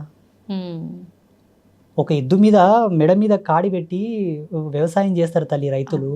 ఎంత బాధ తెలుసా, ఎండలో కింద దుక్కి దున్ని బలవంతంగా పెద్ద పెద్ద బరువులు వేసి వాటిని కొడుతుంటారు, అది భరిస్తుంది. అవును. కానీ నేను చచ్చిపోతారా ఎడను బాయిలో దుంకెని సావదు పాపం. అవును. మానవుడే ఇదంతా చేసేది, అందుకే ప్రేతాలుగా మారుతారు. ఓకే. ఎందుకు నువ్వు చనిపోయావు, ఇంకా ఇన్నాళ్ళు బ్రతికేది ఉండే కానీ నువ్వు అనవసరంగా సూసైడ్ చేసుకొని చనిపోయినావు, అది కూడా ఒక డిక్లరేషనే. భగవంతుడు డిక్లేర్ చేసి ఉంటాడు, మనకు కొన్ని గండాలు ఉంటాయి తల్లి, ఈ గండంలో ఈ ధర్మంతో చనిపోవాలా, ఇలా చనిపోవాలని. దీన్ని తప్పించుకునే మార్గం కూడా ఉంటుంది. ఆ సెకండ్ వరకు నువ్వు మనసు నిర్భయం చేసుకొని దృఢంగా ఉండి భగవంతుని ధ్యానం చేసుకుని ఉంటే తప్పుతుంది. తప్పకపోయి దాంట్లోనే చనిపోయావు అనుకో, ఇంకా ఇన్నాళ్ళ లైఫ్ సర్వైవ్ అయ్యేది ఉండే కదా, ఆ టైం మొత్తం కంప్లీట్ అయ్యే వరకు నువ్వు ప్రేతంగా తిరగాని తిప్పుతాడు మొత్తం. కానీ ఆ యాతన చాలా ఘోరం. చనిపోకూడదు, శరీరంతోనే కష్టపడాలి. ఎందుకంటే మాతోనికి కొన్ని ఆత్మలు వచ్చి సంభాషిస్తూ ఉంటాయి. స్వామి మీ తపశక్తితో మాకు విమోచనం ఇవ్వండి, ఫలానా ప్రదేశం లోపల 300 సంవత్సరాలు బ్రతికిన ఒక మర్రి చెట్టు ఉంది, ఆ చెట్టు దగ్గర ఉన్న ఒక దివ్య శక్తిని నాకు అనుసంధానం చేసి నాకు విమోచనం ఇయ్యి. ఒక చేత ఒక గోశాలలో 5 పొదుగులున్న గోవు ఉంది, ఆ గోవు యొక్క తోక దగ్గరికి నన్ను పంపించి దాని తోకను విదిలింపజేసిన ఆత్మని స్వర్గానికి పంపించని నాతో చాలా మంది మాట్లాడారు. అంటే అలా ఏ రకంగా విముక్తి పొందాలో కూడా ఆత్మకి తెలిసిపోతుందా గురువుగారు? దేహాన్ని ఆత్మ వీడిన తర్వాత అతీతమైన శక్తులు ఆవరిస్తాయి. మీరు అలా విముక్తి కలిగించిన ఆత్మలు ఏమైనా ఉన్నాయా గురువు? కలిగిస్తాం, కలిగించాం కొంతమందికి. ఇప్పుడు మన పీఠంలో గోపూజలు చేయిస్తుంటానమ్మా చాలా మందికి. కష్టాలు వచ్చాయి, ఇబ్బందులు వచ్చాయి, వ్యాపారంలో కలిసి రావట్లేదు, అప్పులు ఎక్కువైనాయి అంటే పీఠానికి వచ్చి గోపూజ చేయండి, గోదానం చేయండి, గోవుని దత్తత తీసుకోండి అని చెప్తుంటాను. ఆ గోవుకు చేసేటటువంటి ఉత్తర క్రియల్లో ఉండేటటువంటి మార్మికతని ఇది. వాళ్ళ పితృదేవతలు ఘోషిస్తూ ఉంటారు, మాకు కనిపిస్తావన్నీ. నేను చెప్తుంటాను ఇలా చేయండి నాయన అని. ఆ గోవు యొక్క తోకకు వాళ్ళ పేర్లు గోత్రనామాలు రాసి కట్టిస్తాను. గోవు తోక విదిలించేసరికి వాడు సరాసరి వెళ్ళిపోతారు. చాలా మందికి చేశాను నేను, లెక్కనే లేదు అసలు. మా యూట్యూబ్లో చాలా మంది వీడియోస్ అవే ఉంటాయి గోపూజ చేసేవి. కొందరు గంగానది దగ్గరికి వెళ్ళి అక్కడ కొన్ని పూజలు చేసి పంపించాను, కొందరిని మానస సరోవరంకి పంపించాను, కొందరిని రామేశ్వరంకి పంపించాను, కొందరిని హంసల దీవికి పంపించాను. ఎవరి పాపకర్మను బట్టి ఎవరి ధర్మాన్ని బట్టి వాళ్ళకి ఆ ప్లేస్ నిర్ణయించబడుతుంది. అంటే అది మీకు అంటే భగవంతుడు ఏమైనా ఆజ్ఞిస్తాడా గురువు గారు, ఎవరెవరి కర్మల్ని బట్టి ఏ ప్లేస్కి పంపించాలి, ఏంటి, ఏ రకంగా చేయాలి అని? అనుభవస్తుడైన వైద్యుడు మనిషిని చూడగానే రోగం యొక్క సిమ్టమ్స్ చెప్తాడు. అవును. కండ్ల కింద బ్లాక్ డార్క్ సర్కిల్స్ వస్తే, ముఖంలో ఫేస్ రీడింగ్ అంతా చేంజ్ ఉంటే నాడి పట్టుకొని చెప్తాడు, లేదు స్టెథోస్కోప్ పెట్టి ఆ పల్స్ రేట్ని కానీ హార్ట్ బీట్ని బట్టి చెప్తారు. ఇంకా కొంత తెలుసుకోవాలి, అంతకు అర్థం కాలేదంటే టెస్టులు చేస్తారు, బ్లడ్ శాంపిల్, యూరిన్ శాంపిల్ తీసుకొని. మేము కొన్ని ప్రక్రియల ద్వారా చూస్తాం. కొందరిని చూడగానే తెలిసిపోతుంది, కొందరిని రేఖాగణితం చూసి చెప్తాము, కొందరి జాతక విశ్లేషణ చేసి చెప్తాము. ఇవేవి కాలేదంటే అమ్మవారి చెంతన ధ్యానంలో కూర్చొని పలానా వ్యక్తి పలానా గోత్రజుడు అంటే మొత్తం దర్శనం వస్తుంది. అప్పుడు చెప్తాం, ఈ వారం వచ్చావు, ఈ వారం వచ్చాం, వచ్చే వారం రానాయన నీకు అంతా చెప్తానంటాను. ఆయన గోత్రనామాలు తీసుకొని వచ్చే వారం ఆయనకు మొత్తం చెప్తాను, నేను ఇట్లుంది ఇలా చేసుకోపో అని చెప్తాను. మా పీఠంలో ఎవరి కానీ మేము డేట్ ఆఫ్ బర్త్ కానీ రాశి కానీ నక్షత్రం కానీ అడగం, ఓన్లీ గోత్రం పేరు. మీరు ఎవరినైనా కనుక్కోండి, శ్రీపీఠానికి అంబాత్రయ క్షేత్రానికి ఎవరు వచ్చినా నీ పేరేంటి, నీ గోత్రం ఏంటి, ఈ నక్షత్రాలు రాసులు ఈ డేట్ ఆఫ్ బర్త్ నేను అడగను. ఇదంతా ఒక బిజినెస్, బట్ ఆ సిద్ధాంతం అది కాదు. మేము జ్యోతిష్యం బాగా నమ్ముతాం. జ్యోతిష్యం ఎందుకు వచ్చింది, జ్యోతిష్యం మీద ఉండే విలువలు ఏంటనే పరిపూర్ణమైన సమగ్ర వివరణ మాతో ఉన్నది. కానీ మేము జ్యోతిష్యాన్ని వ్యక్తుల జీవితంతో ముడిపెట్టాము, పాపం తగులుతుంది. కానీ చాలా మంది పండితులు చెప్తుంటారు, పుట్టిన సమయము, ప్లేసు, నక్షత్రము ఇవన్నీ ఉంటేనే కరెక్ట్గా మన జాతకం అనేది చెప్పబడుతుంది అని. ఇంతకుముందు మీరే చెప్పారు, అన్ని చూసుకున్నాక కూడా ఎందుకు కష్టాలు వస్తున్నాయి గురూజీ అని. చూడమ్మ, జీవన విధానం బహు విధములైనటువంటి పరివర్తనంతో ఉండేటటువంటి విధానం అది. జీవించే జీవుడు ఎంత ధర్మంతో ఉన్నాడో దాని ధర్మాన్ని బట్టి మనకు పంచాంగం యొక్క రిఫ్లెక్షన్ ఉంటుంది. కాకపోతే జీవించే జీవన విధానం వేరు ఉంటుంది. మళ్ళీ పంచాంగం దగ్గరికి ఎట్టి వచ్చి మొరపెట్టుకోవడం అది ధర్మం కాదు. ఎందుకంటే ఇప్పుడు ఒక స్మార్ట్ ఫోన్ ఉంది, అది 5G నెట్వర్క్ సపోర్ట్ చేస్తేనే మనం 5G సిమ్ వేసుకోవాలి దాంట్లో. అది సపోర్ట్ చేయనప్పుడు మనము ఆ సిమ్ వేసుకున్న లాభం లేదు, ఆ బ్యాలెన్స్ వేసుకున్న లాభం లేదు. అంతే కదా. ఇప్పుడు పంచాంగం అనే గణచక్రం మనకు సపోర్ట్ చేయాలన్నా మనకు అంత ధర్మ పరాయణులమై జీవించాలి. అప్పుడే కదా దాని యొక్క మెలకులు మన మీద ప్రభావం చూపిస్తాయి. అవును. నీ వరకు నువ్వు బ్రతికి తర్వాత మళ్ళీ నాకు పంచాంగం చెప్పు, నాకు ముహూర్తం చెప్పు, నాకు బలం చెప్పు అంటే అది ధర్మం కాదు. కొందరు భక్తులు దేవతలకి పండగలు అలా పూజలు చేసినప్పుడు బలులు ఇస్తుంటారు. నిజంగా అలా బలులు ఇవ్వటం కరెక్టే అంటారా? ఈ బలులు ఇచ్చే ఆచారం ఉందంటారా నిజంగా? సత్య సనాతన ధర్మం యొక్క సాక్షిగా, వేదాంత ధర్మం యొక్క సాక్షిగా లేదు. బలి అనేది సనాతన ధర్మంలో లేదు. ఓకే. ఇది కొంత మధ్యకాలం లోపల అప్పట్లో అకాలమైనటువంటి కరువు వచ్చింది. మనుషులకు తినడానికి తిండి లేదు. ఓకే. ఇప్పుడంటే డ్రిల్ చేసి బోర్లు వేసి నీళ్లు పైకి తీస్తున్నారు. సకాలంలో మనకు నీళ్లు ఉన్నాయి. 2 సార్లు పంటలు వేసుకొని ధాన్యం పండిస్తున్నారు. అప్పుడు బావులు ఎండుకపోయినాయి, చెరువులు ఎండుకపోయినాయి, నదులు ఎండుకపోయినాయి, వర్షాలు పడలేదు. 72 సంవత్సరాలకు ఒకసారి అట్లా కరువు వస్తుందమ్మా. అది కాలం యొక్క ధర్మం. ఓకే. సో అలా వచ్చినప్పుడు ఏమైపోయిందంటే తినడానికి తిండి లేదు, చనిపోతున్నారు. ఎక్కడ వాళ్ళు అక్కడ ఆకలి కేకలతో చనిపోతున్నారు. ఓకే. ఎవరో ఒక పుణ్యస్త్రీయో ఒక పుణ్యపురుషుడు శరీరంలోకి భగవంతుడు ఆవహించి ఒక ఆజ్ఞ ఇచ్చాడు. ఓకే. గెట్టలు ఉన్న జీవులని చంపుకొని తినవచ్చు, నీకు నీవుగా సెల్ఫ్గా చంపొద్దు, నీకు పాతుకం తగులుతుంది కానా, దాన్ని తెచ్చి నా ముందల జటకా ఇచ్చి దాని గొంతు నా ముందల కోసి పక్కకు తీసుకెళ్ళి తిను.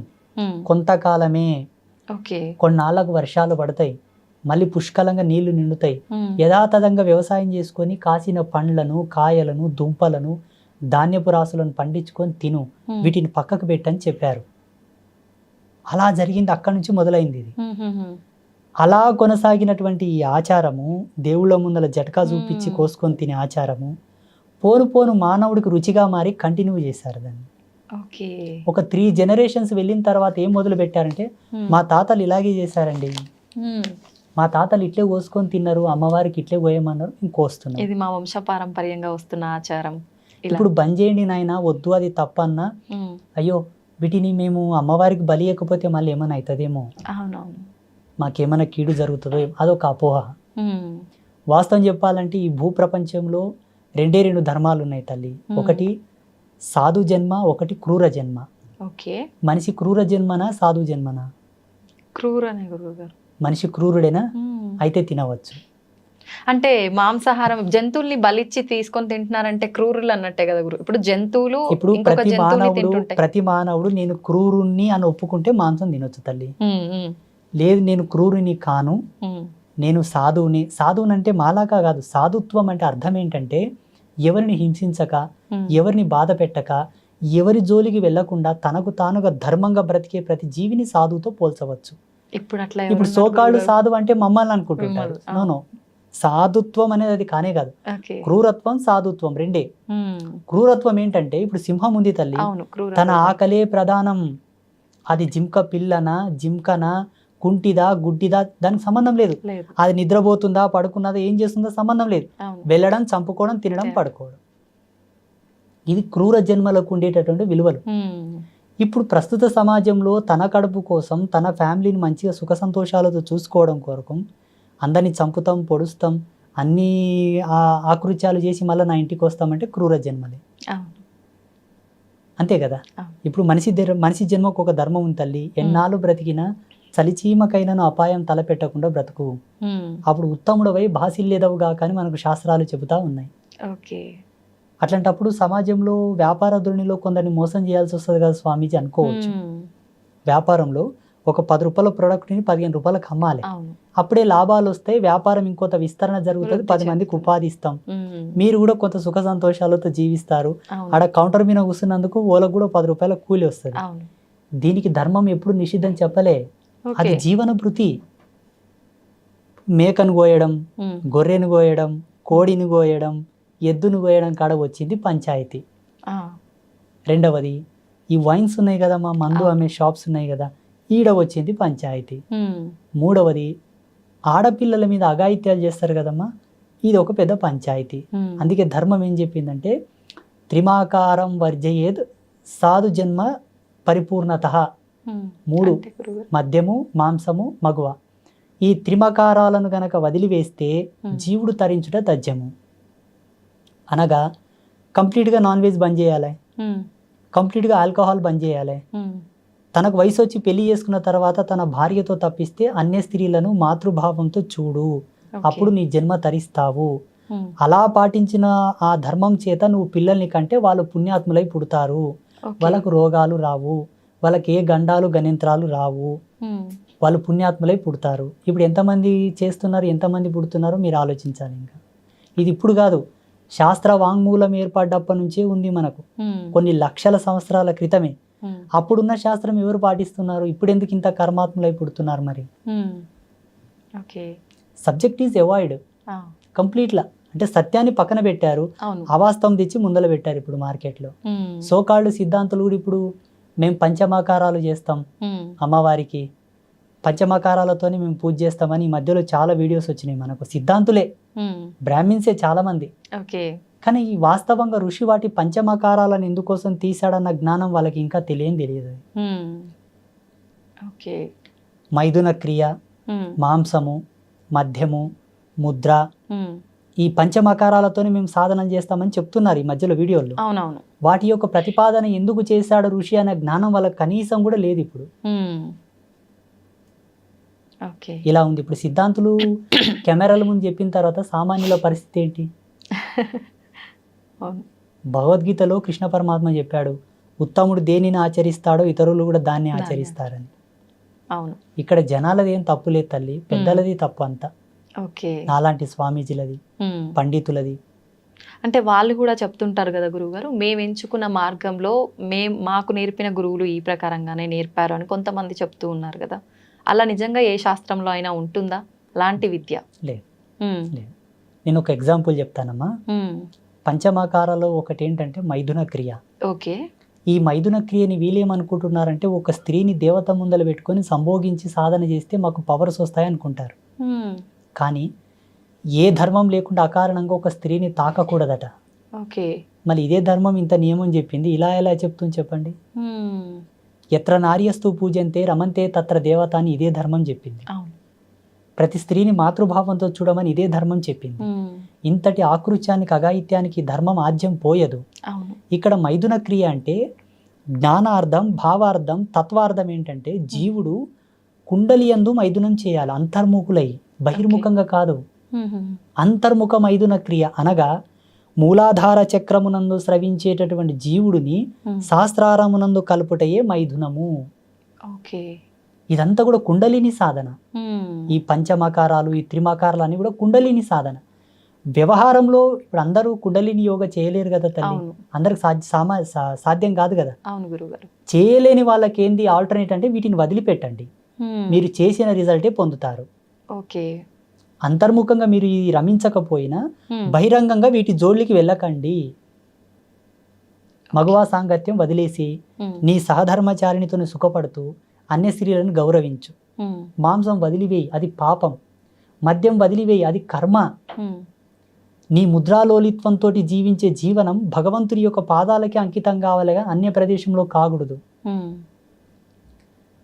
వీళ్ళేం చేస్తున్నారంటే వీటిని ఇంప్లిమెంట్ చేసుకుంటున్నారు, వీటిని ఆచరిస్తూ దేవతలను కొలుస్తున్నారు. ఇక్కడే వచ్చింది పొరపాటు.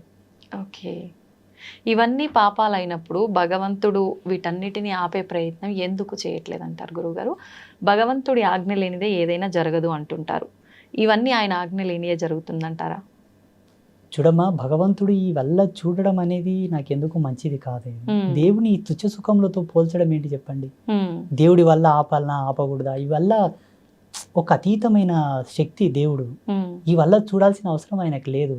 మనం పాటించుకుంటే మంచిగా అవుతాం, లేకుంటే ఆయన స్వాహ. ఆయన అతీతుడు. ఎలా చూస్తాడు చెప్పండి? ఆయన నేను బ్రతకమని పంపించిండు.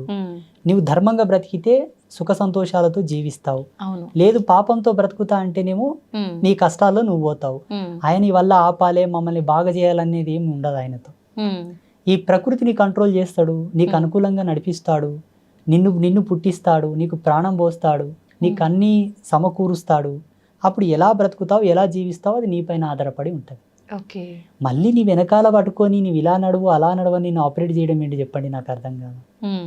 ఒక కంపెనీ యాజమాన్యం మనకు ఒక కార్ తయారు చేసి ఇస్తుంది, ఒక BMW, ఆడి, బెంజ్. ఆయన తయారు చేసి ఇస్తాడు కానీ మన పక్కన కూర్చొని డ్రైవ్ చేస్తూ మనకు అన్నీ చూపెట్టాడు కదమ్మా.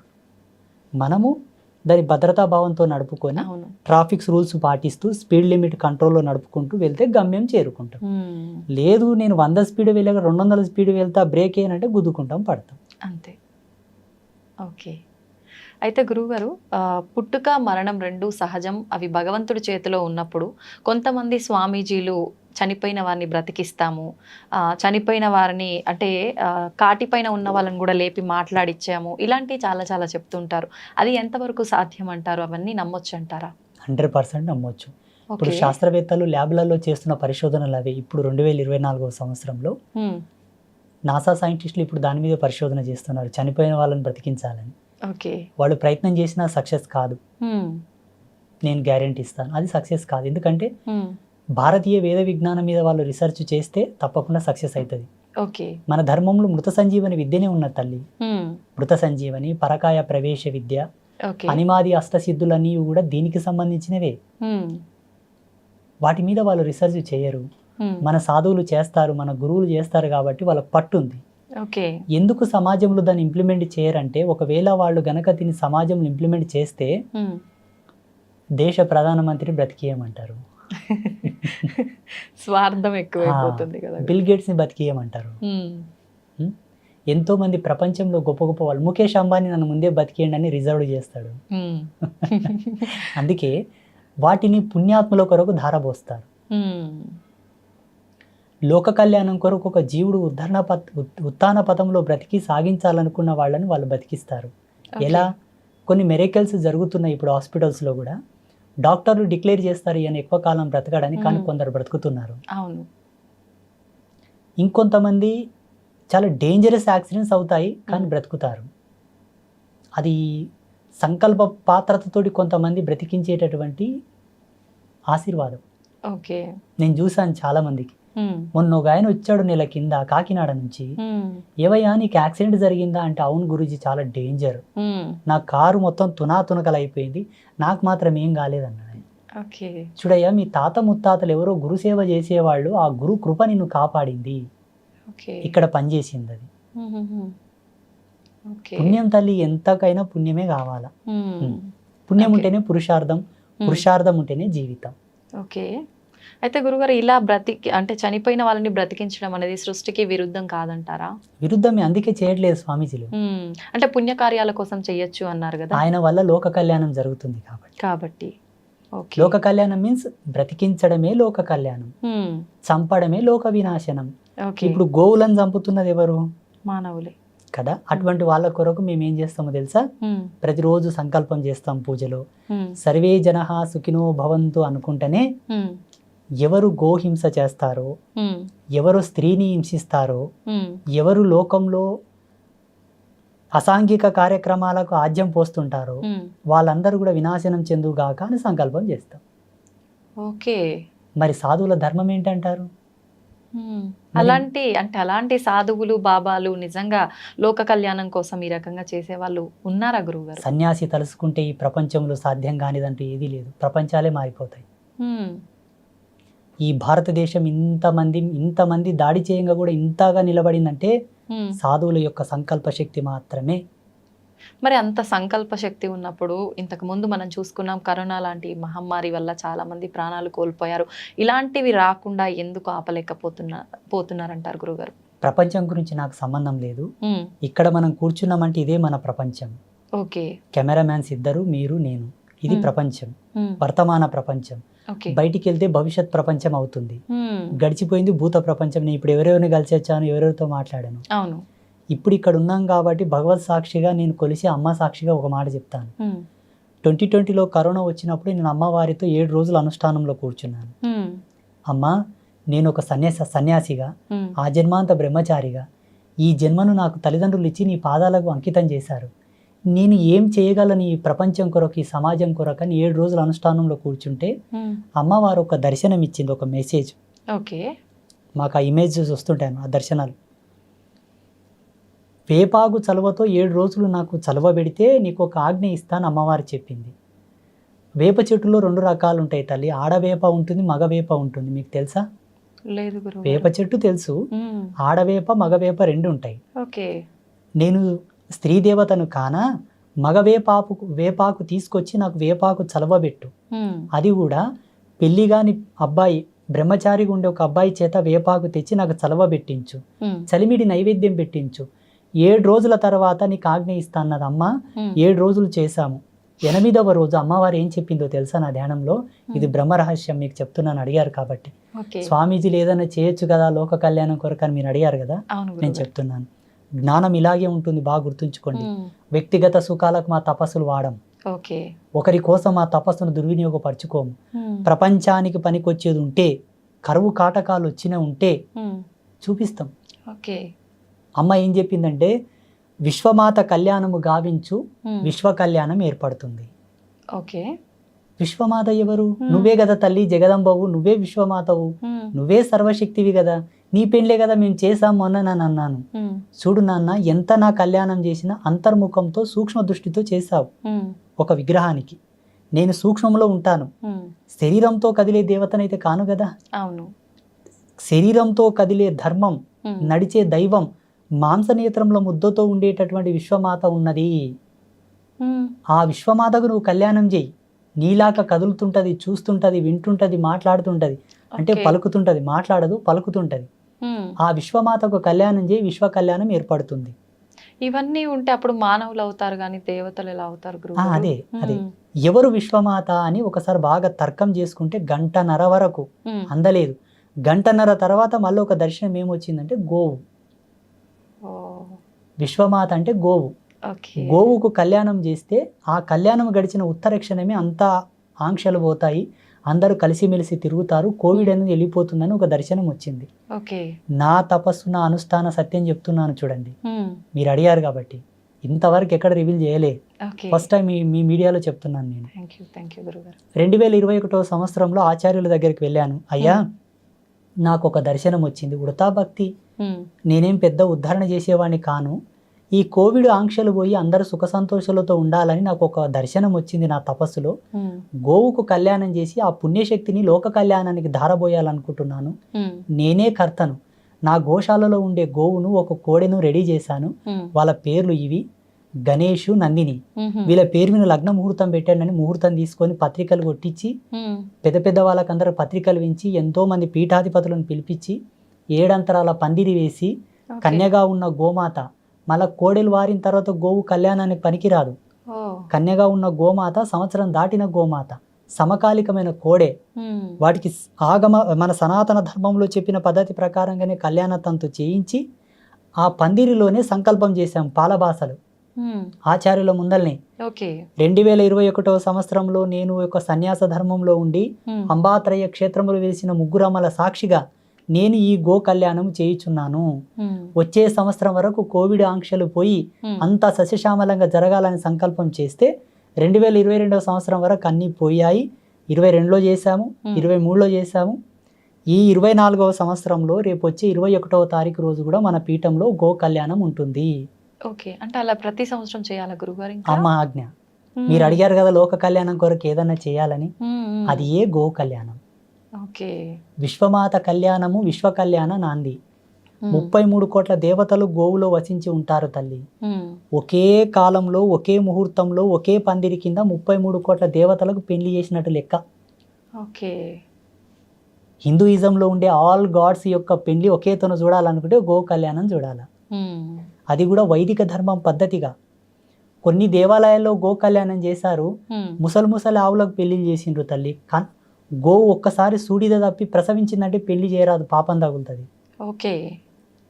అది ధర్మం కాదది. అప్పుడు వశిష్ఠుడు చేశాడు, గౌతముడు చేశాడు, జమదగ్ని ఋషి చేశారు అప్పట్లో ఋషుల కాలంలో. ఈ కాలంలో అంబాత్రయ క్షేత్రంలో నాచి ఆ జగదంబ చేయించింది, నా అదృష్టం. అయితే గురువుగారు, కొన్ని కోట్ల దేవతలు కొలువై ఉన్న ఆ గోమాతకి ఇంత ప్రాధాన్యత ఉంది. నిజంగా ఆ ప్రాధాన్యత ఇప్పుడు ప్రస్తుత రోజుల్లో గోవుకి దక్కాల్సిన ప్రాధాన్యత దక్కుతుందంటారా? దక్కట్లేదు. నేను అదే చెప్పాను. అమ్మను హింసించిన, గోవును హింసించిన, నేలని కలుషితం చేసిన, గాలిని కలుషితం చేసిన, గంగా నదిని కలుషితం చేసిన, గురువులని అవహేళన చేసిన ఈ జన్మలో ప్రాయశ్చిత్తం లేని పాపాలు తగులుతాయి. ఇప్పుడు గోవులను చంపుకొని తినేవాళ్ళు, గోవులను అవును. హింసించే వాళ్ళందరూ కూడా ఇప్పుడు మనకు రోడ్ల మీద అంగవైకల్యంతో కనిపిస్తారు కదమ్మా, అవును. మెంటల్ హాస్పిటల్లో కొన్ని ప్రదేశాల్లో ఉంటారు కదా. ఏ జన్మలో అటువంటి పాపాలు చేశారు, ఈ జన్మలో అలా పుడుతున్నారు. భగవంతుడు మన ముందల్ని ఉదాహరణలు చూపిస్తున్నా మనము జాగ్రత్త పడతలేము. ఈ జన్మలో వాళ్ళు అలా పుట్టారంటే బలమైన కారణం ఉంటుంది తల్లి. ఓకే. అకారణంగా ఈ జగతి లోపల ఆకు కూడా రాలదు, ఆకు కూడా రాలదు. అటువంటిది ఈ శరీరం ఎక్కడ, మనం పుట్టడం ఏమిటి, అలా పుట్టడం ఏమిటి. అవును. మీరు ఇంత చక్కగా ఇంత మంచిగా ఉన్నారంటే ఏ జన్మలో పుణ్యం చేసుకున్నారు?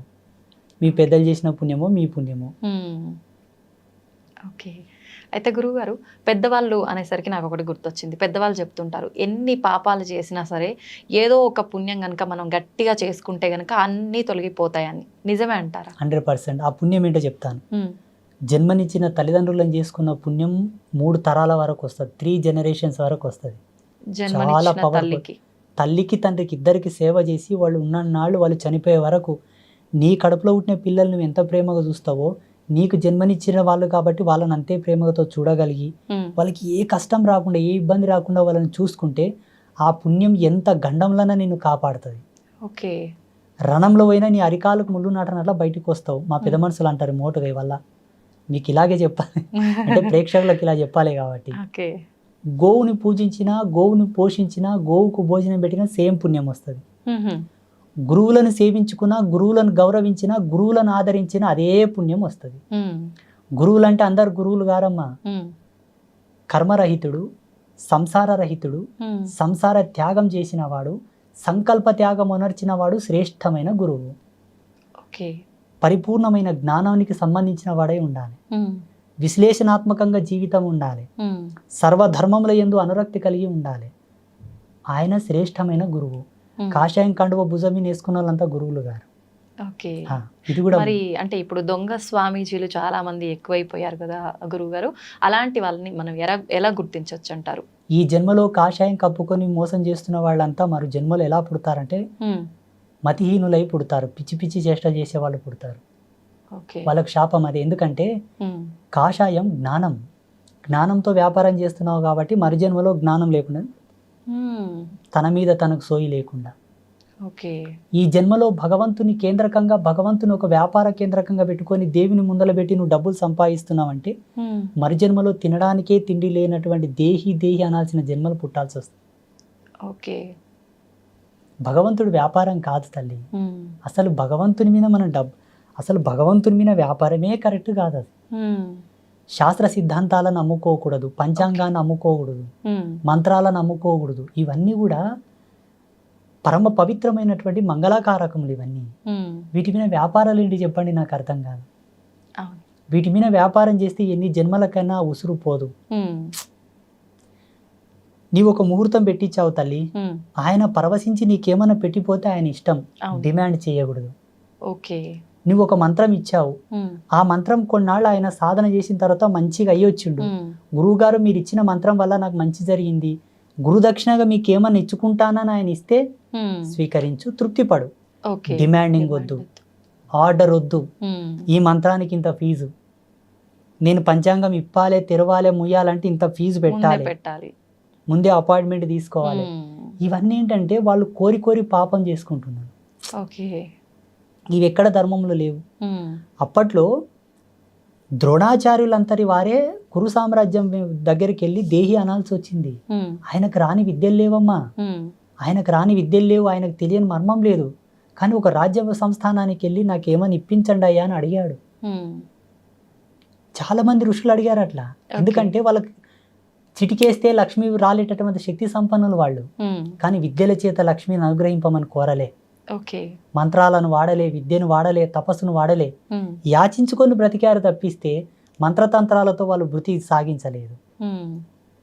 నేను దాన్ని బాగా నమ్ముతా.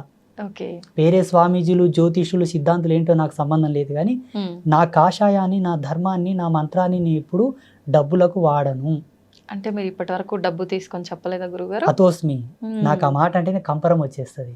నేను పీఠంలో ఇట్లా కూర్చుంటానమ్మా, ఒక ఉండి పెడతారు పక్కల, ట్రస్ట్ వాళ్ళు, కమిటీ వాళ్ళు. వాళ్ళ ధర్మ సందేహాలు అడిగి ఏదో విభూతో కుంకుమనో తాయితో అంతరమో ఏదో ఇస్తాను, వాళ్ళు ఏదో రూపాయిన 2 రూపాయలు అందులో వేసిపోతారు. ఓకే. నేను ఈ యంత్రం ఇచ్చానుగా ఇంత పెట్టాను నేను అడగను. మా పీఠంకి వచ్చి మీరు చెక్ చేసుకోవచ్చు కూడా. ఓకే. అక్కడ ఏమైనా డొనేషన్లు ఇచ్చినా, అన్నదానంకి ఇచ్చినా, అమ్మ పూజకి ఇచ్చినా కూడా ప్రతిదీ కూడా రాసుకుంటారు, ఖర్చు పెడతారు, మేమేం తీసుకోం. ఓకే. ఇప్పుడు నా సౌల్ పర్పస్ నాకు తెలుసు తల్లి, అవునవును. నా జన్మ నాకు తెలుసు. తెలిసి మళ్ళీ ఎందుకు నేను బురదలో పడాలి చెప్పండి. నిజమే గురువు గారు. దిస్ ఇస్ మై లాస్ట్ జన్మ, ఇది నా చిట్ట చివరి జన్మ. ఇక భూమి ఆకాశం మన్వంతరాలు కొన్ని కోట్ల జన్మలైనా నేను రాను. జగన్మాతని చేరుకోవడం తథ్యం. ఎలా చెప్తున్నారు గురూజీ అని మీరు అనుకోవచ్చు. నేను సంవత్సరంన్నర నా జన్మ మీదనే తపస్సు చేశాను. Okay. What is my Saul purpose, ఎక్కడి నుంచి వచ్చాను, ఎందుకు ఇక్కడ ఈ బిజవారం గ్రామంలో పుట్టాలి, ఈ తల్లిదండ్రులకి ఎందుకు పుట్టాలి, ఎందుకు నాకు ఈ ఆధ్యాత్మిక అన్వేషణ రావాలి, అమ్మవారిని పూజించాలి ఎందుకు అనాలబ్బా, శివుని పూజించవచ్చు కదా, విష్ణుమూర్తిని పూజించవచ్చు కదా, గణపతిని పూజించవచ్చు కదా, అమ్మ మీదనే ఎందుకు నా నాడి కొట్టుకుంటుందని కూడా రీసెర్చ్ చేశాను. ఏ వంకతో జగదంబ పాదాలు పట్టుకున్నా వాళ్ళకు జన్మ సార్థకమైనట్లే. అమ్మనే ఈ భవసాగరం నుండి మనల్ని తరింపజేయగలదు, ఇది సత్యం. ఓకే. అమ్మని పట్టుకున్నాను, ఈ జన్మకు ముక్తి వచ్చినట్లనే. ఇంకోటి ఏంటంటే భవబంధ విమోచనము అని మన ధర్మంలో చెప్పబడి ఉన్నది. భవ విమోచనం అంటే సమాజం నుంచి మనకు రిజర్వేషన్, అంటే ఈ సమాజం నుంచి విముక్తి. సమాజంలో కొన్ని వందల మంది మెచ్చగలిగే పని చేస్తే ఆయన విముక్తి పొందినట్లే. సమాజంలో 100 మందికి అన్నం పెడుతున్నావు తల్లి, 100 మందికి ఉపాధి ఇచ్చావు, ఒక 100 మంది నీ గురించి తాపత్రయపడుతున్నాడు, ఇతని చల్లగా ఉంటే మా కడుపులు చల్లగా ఉంటాయని తాపత్రయపడతారు చూసారా, వాళ్ళు ముక్తిని పొందినట్టు లెక్క. బంధ విమోచనం అనగానే ఏమిటంటే, ఇప్పుడు నాకు అక్క ఉంది, చెల్లెలు ఉంది, అన్న ఉన్నాడు, తమ్ముడు ఉన్నాడు, నాకు అన్ని బంధాలు ఉన్నాయి, ఇక నాకు వేరే జన్మ లేదు. ఓకే. ఇప్పుడు మీకు ఎంతమంది అక్క చెల్లెలు, అన్న తమ్ముళ్ళు? ఒక చెల్లె. అన్న లేరు. అన్న కొరకు మళ్ళీ పుడతావు. తమ్ముడు లేరు. తమ్ముడి కొరకు మళ్ళీ పుడతావు. అక్క లేరు. అక్క కొరకు మళ్ళీ పుడతావు. ఇంకా 3 జన్మలు ఉన్నాయి నేను. ఓకే. ఈ జన్మ పరిపూర్ణం తల్లి నాదైతే. అంటే ఇప్పుడు చాలా మంది కూడా మీలాగా ఉండొచ్చు కదా స్వామీజీ అంటే, ఉండొచ్చు, కానీ సాధు జన్మ లోపల ఆయన మిగిలిపోతాడు, ఆధ్యాత్మికంగా మిగిలిపోతాడు. ఏ మనిషి కానీ ఆధ్యాత్మికంగా తరించిన నాడే జన్మరాహిత్యం అవుతుంది. ఓకే. ఇక్కడ సంసారంగా, ఇటు సామాజికంగా, ఇటు ఆధ్యాత్మికంగా I'm fulfil for qualified. Okay. అంటే ఆధ్యాత్మిక పరంగా ఉన్నా, జన్మ పరంగా ఉన్నా, రిలేషన్ పరంగా గనక ఏదైనా లోపం ఉంటే మళ్ళీ జన్మెత్తు. భవబంధ విమోచనము ఇదే. బంధ విమోచనం అంటే ఇదే. అన్ని బంధముల చేత ఆయన పరిపూర్ణుడై ఉండాలి, అన్ని బంధాలను పిలిపించుకునే యోగ్యత ఉండాలి. మీరు ఇప్పుడు అక్క అని వేరే వాళ్ళని పిలవాలే కానీ నీలో ఉన్న వాళ్ళని ఏమైనా పిలవలేకపోతున్నావు కదా. నేను అందరినీ పిలుస్తున్నాను. చాలా తక్కువ మంది ఉంటారు గురువుగారు. అట్లా ఉన్న కామన్ పీపుల్స్ ఉంటారు. అలా ఉన్నా కూడా తన జన్మను తాను తెలుసుకొని ఆధ్యాత్మికంలో అనురక్తి కలగాలి, అప్పుడు జన్మ పరిపూర్ణం అవుతుంది. ఓకే గురుగారు, చాలా మంది పూనకాలు వస్తుంటాయి, అమ్మవారు వాళ్ళ పైకి వస్తుంది అని చెప్తుంటారు. అలా చెప్పే వాళ్ళలో ఎక్కువగా ఆడవారి శరీరం పైకి అమ్మవారు వస్తూ ఉంటారు. మరి మగవారి శరీరం పైకి ఎందుకు అమ్మవారు రారు? పూనకం అనే దానికి 3 నిర్వచనాలు ఉన్నాయి. ఒకటి, వాళ్ళు ఫీల్ అవుతారు దేవుణ్ణి. ఓకే. వీళ్ళు సెల్ఫ్గా ఫీల్ అవ్వడం వల్ల ఆ ఫీలింగ్స్ అనేది అబ్జర్వ్ చేసుకుంటుంది బాడీ. అబ్జర్వ్ చేసుకొని ఆ ఫీలింగ్స్ అనేది, ఆ వైబ్రేషన్స్ వాళ్ళ లోపల చొరబడి బాడీని ఆ విధంగా షేక్ చేయడము, అంటే ఊగడము, దుంకడము, కదలడం లాంటివి చేస్తుంటాడు. That's one of the feeling of spirituality. అదొక ఆధ్యాత్మికమైన అనుభవం, ఒక ఫీలింగ్ అది. ఇది ఒక రకం. రెండవది, కొందరికి బై బర్త్ నుంచే కుండలి లోపల భగవత్ ప్రేరణ ఉంటుంది. బై బర్త్ నుంచి. అది ఉత్తర జన్మ లోపల ఆయన దైవ సంభూతుడై ఉండి ఆ జన్మలో అవశేషాలు తీరక చనిపోయి ఉంటే ఈ జన్మలో ఆ శేషం ప్రకారంగా ఆయనకు దేవుడు పూనవచ్చు. కొందరికి మధ్యలో ఆధ్యాత్మికమైనటువంటి దర్శనాలు కొన్ని జరిగి, ఒక దేవతను చూసి, లేదా ఎవరో గురువు శక్తిపాతం చేయడం వలన, గురువు యొక్క కృప తగలడం వలన, భగవత్ కృప ప్రసరించడం వలన ఏదో పుణ్యకార్యం చేయాలని కూడా కొందరు అలా మారిపోతారు. 3 రకాలు ఉంటాయి. ఇందులో భగవంతుడు ఆడవాళ్ళనే పూనుతాడు, మగవాళ్ళనే పూనుతాడనేం లేదు. ఓకే. భగవంతునికి లింగభేదం లేదు అసలు. ఏదో ఒక గొప్ప లోక కళ్యాణకారకమైన సందేశం ఇవ్వాలనుకుంటే భగవంతుడు అంతటి పుణ్య చరిత్రులైనటువంటి వాళ్ళ దేహమునందు ఆ ఫీలింగ్స్ ప్రవేశింపజేస్తాడు. ఓకే. ఆ ఎనర్జీస్ దింపుతాడు. వచ్చిన ఆ ఎనర్జీస్ చేత ఆయన పలుకుతాడు, ఫలానా రోజు ఇది జరగబోతుంది. 10 మందికి పనికొసేది, ఒకరి కోసం చెప్పరు. మళ్ళా ఒకరి కోసం దేవుడు ఎప్పుడు పలకడు.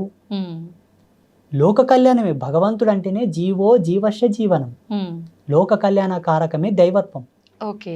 మిగతంతా ఇదంతా సెల్ఫ్, వాళ్ళు ఇష్టపడి చెప్తారు తప్పిస్తే దేవుడు ఎప్పుడు అలా చెప్పించాడు. ఇలా చాలా ఉన్నాయమ్మా, మా జీవితంలో చాలా జరిగాయి. ఒక వ్యాన్ లోపల ఒక 30 మంది వెళ్తున్నారు, ఒక పెద్ద DCM లోపల పెళ్లికి. దానికి ఏదో సమ్ బ్రేక్ వీక్ అయిపోయి అంతమంది పడాల్సి ఉన్నది. ఎవరో ఒక పుణ్యాత్ముడు దారి మధ్యలోకి వచ్చి చెప్పాడు, దాన్ని ఆపి, దీని బ్రేక్ తెగిపోతుంది, మీరు పడతారు, దిగి చెక్ చేసుకోండి అంటే వాస్తవంగా లూజ్ అయింది బ్రేక్ వైర్. అంటే 10 మందిని కాపాడడానికే దేవుడు పూనుతాడు. అక్కడ ఆడ మగ అని ఏం తేడా ఉండదు. కాకపోతే భగవంతుడు ఎవరికి ప్రవేశిస్తాడంటే ఆ శరీరం కూడా అంత శుద్ధి నొంది ఉండాలి, ఆ మనసు అంత పరిపూర్ణమై ఉండాలి, ఆ వ్యక్తి అంతటి సదాచార సంపన్నుడై ఉండాలి. తప్పకుండా. ఇప్పుడు మనం ఒకరిని ఇంటికి గెస్ట్గా పిలవాలంటేనే ఆయన యొక్క హోదాను చూస్తాం, ఆయనకు గొప్పతనం చూస్తాం, ఆయన ఎంత నీట్గా ఉన్నాడు, ఎంత శుభ్రంగా ఉన్నాడు, ఎంత బాగున్నాడు, డ్రెస్ ఎలా మెయింటైన్ చేస్తున్నాడు, అలా ఉన్న వాళ్ళని పిలుస్తాం. భగవంతుడు నీ శరీరం నందు ప్రవేశించాలంటే నీ దేహం ఎంత శుద్ధి ఉండాలి, నీ నడవడికి ఎంత సత్యమై ఉండాలి, నీ జన్మ ఎంత పరిపూర్ణమై ఉండాలి. ఇవి కూడా కంపల్సరీ. నేను అడ్డం వచ్చినట్లా పనులు చేస్తా, అడ్డం వచ్చిన వాళ్ళ తింటా తాత, ఏమి శరీర శుద్ధి ఉండదు, మనశ్శుద్ధి ఉండదు, వ్యవహార శుద్ధి ఉండదు, ఏదో నా పిచ్చి కొద్దీ నేను ఊగుతా అంటే అది మన యొక్క వీక్నెస్ తప్పిస్తే దేవుడికి మనకి సంబంధం లేదు.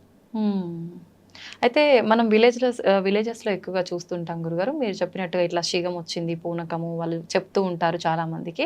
అలాంటి వాళ్ళే ఎక్కువగా అంటే చెడు వ్యసనాలు ఇలాంటివి ఉంటుంటాయి అని చెప్పి, అంటే ఇప్పుడు వాళ్ళు అవన్నీ చేస్తున్నారు అంటే వాళ్ళు చెప్పేదంతా తప్పు, వాళ్ళకి నిజంగా భగవంతుడు వాళ్ళ పైకి రావట్లేడు అని అనుకోవచ్చు అంటారా? మేము సాధు ధర్మంలో ఉన్నాం, ప్రతిదీ కూడా శాస్త్ర సిద్ధాంత ధర్మంతోనే చెప్పాలి, అనుభవంతోనే చెప్పాలి, స్వీయ విశ్లేషణను ఉండాలి, మేము రీసెర్చ్ చేసానే ఉండాలి. అవునవును.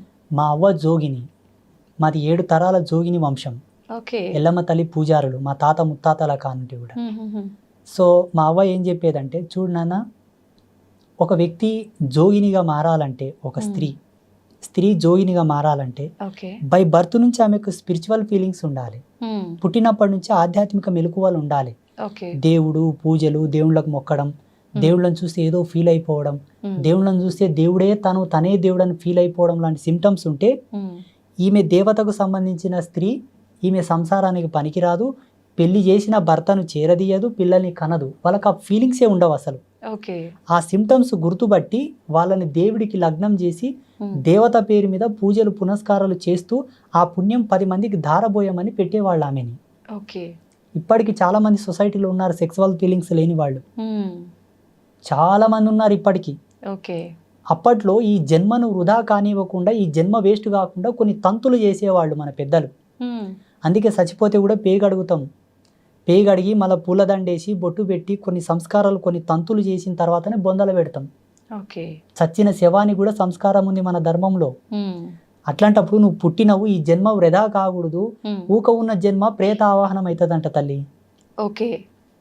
ఊక ఉన్న శరీరం ప్రేత ఆవాహనం అవుతుందంట. ఇప్పుడు ఒక ఇల్లును ఊక వదిలేసామనుకోండి, అడ్డం వచ్చిన చెత్త చెదారం, బల్లులు పురుగులు గూడు పెట్టినట్లనే ఈ జన్మ కూడా ఊక పెట్టకూడదని కొన్ని తంతులు చేసి ఆయనను ఒక పరిపూర్ణుని చేసేవాళ్ళు.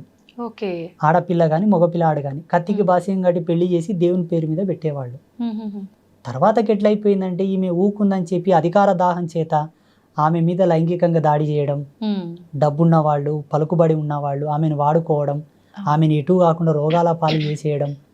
అది చూసిన కొంతమంది సంఘ సంస్కర్తలు ఉద్యమాలు మొదలుపెట్టారు. జోగిని వ్యవస్థను రద్దు చేయాలా, ఈ దేవదాసి వ్యవస్థను తీసేయాలా, ఈ దేవుళ్ళ పేరు మీద పెట్టే వ్యవస్థను తీసివేయాలని చెప్పేసి. వీళ్ళు చేసింది సత్యమే, ఎందుకంటే ఆకృత్యాలు జరుగుతున్నాయి. కానీ జరిపే వాళ్ళని అరికట్టాలి కానీ ఆ వ్యక్తిని అరికట్టడం ధర్మం కాదు. జోగిని వ్యవస్థ మీద పెద్ద విశ్లేషణ ఉంది, చాలా దార్శనికత ఉందాడ. మా నాయనమ్మ ఏం చెప్పేదంటే, కంచం పొత్తు మంచం పొత్తు లేని వాళ్ళేరా భగవంతుని పొందుటకు అర్హులనేమా అనేది మా నానేమ్మ. కంచం పొత్తు ఉండకూడదు, ఎవరి పొత్తులో తినని వాళ్ళు. మంచం పొత్తు అంటే బెడ్ షేరింగ్ ఉండకూడదు. ఓకే. వాళ్ళు సత్యమంతులు, ఆడపిల్ల కానీ మగపిల్లగాడు కానీ వాళ్ళకు భగవంతుడు పూనుతాడు. వాళ్ళు చెప్పింది భవిష్యవాణి, మా నాయనమ్మ చెప్పేది. ఓకే. భగవంతుడు పూనిన తర్వాత వాళ్ళ శరీరం చాలా తేలిక అవుతుందంట. సిమ్టమ్స్ చెప్పేది మళ్ళా. ఒక తక్కెట్లో కూర్చోబెట్టి ఇంకో తక్కెట్లో 5 మల్లెపూలు వేస్తే సమానం అయ్యేవాళ్ళట. ఓకే. సత్యంగా భగవంతుడు వస్తే శరీరం అలాగే అవుతుంది. 5 మల్లెపూలంత బరువు అవుతుంది. ఓకే. ఆ 5 మల్లెపూలని పచ్చి కుండ మీద పెట్టి నిలబెట్టినా కూడా కుండ పగలదు. ఆ మల్లెపూలను తీసి కుండ మీద వేస్తే కుండ పగలదు. ఈ వ్యక్తి కూడా ఒంటికాల మీద ఆ పచ్చి కుండ మీద నిలబడాలి, ఎవరు సపోర్ట్ లేకుండా, ఎవరు తగలకుండా. ఒంటికాల మీద కుండ మీద నిలబడి సిగ మూగితే అది భవిష్యవాణి. ఓకే.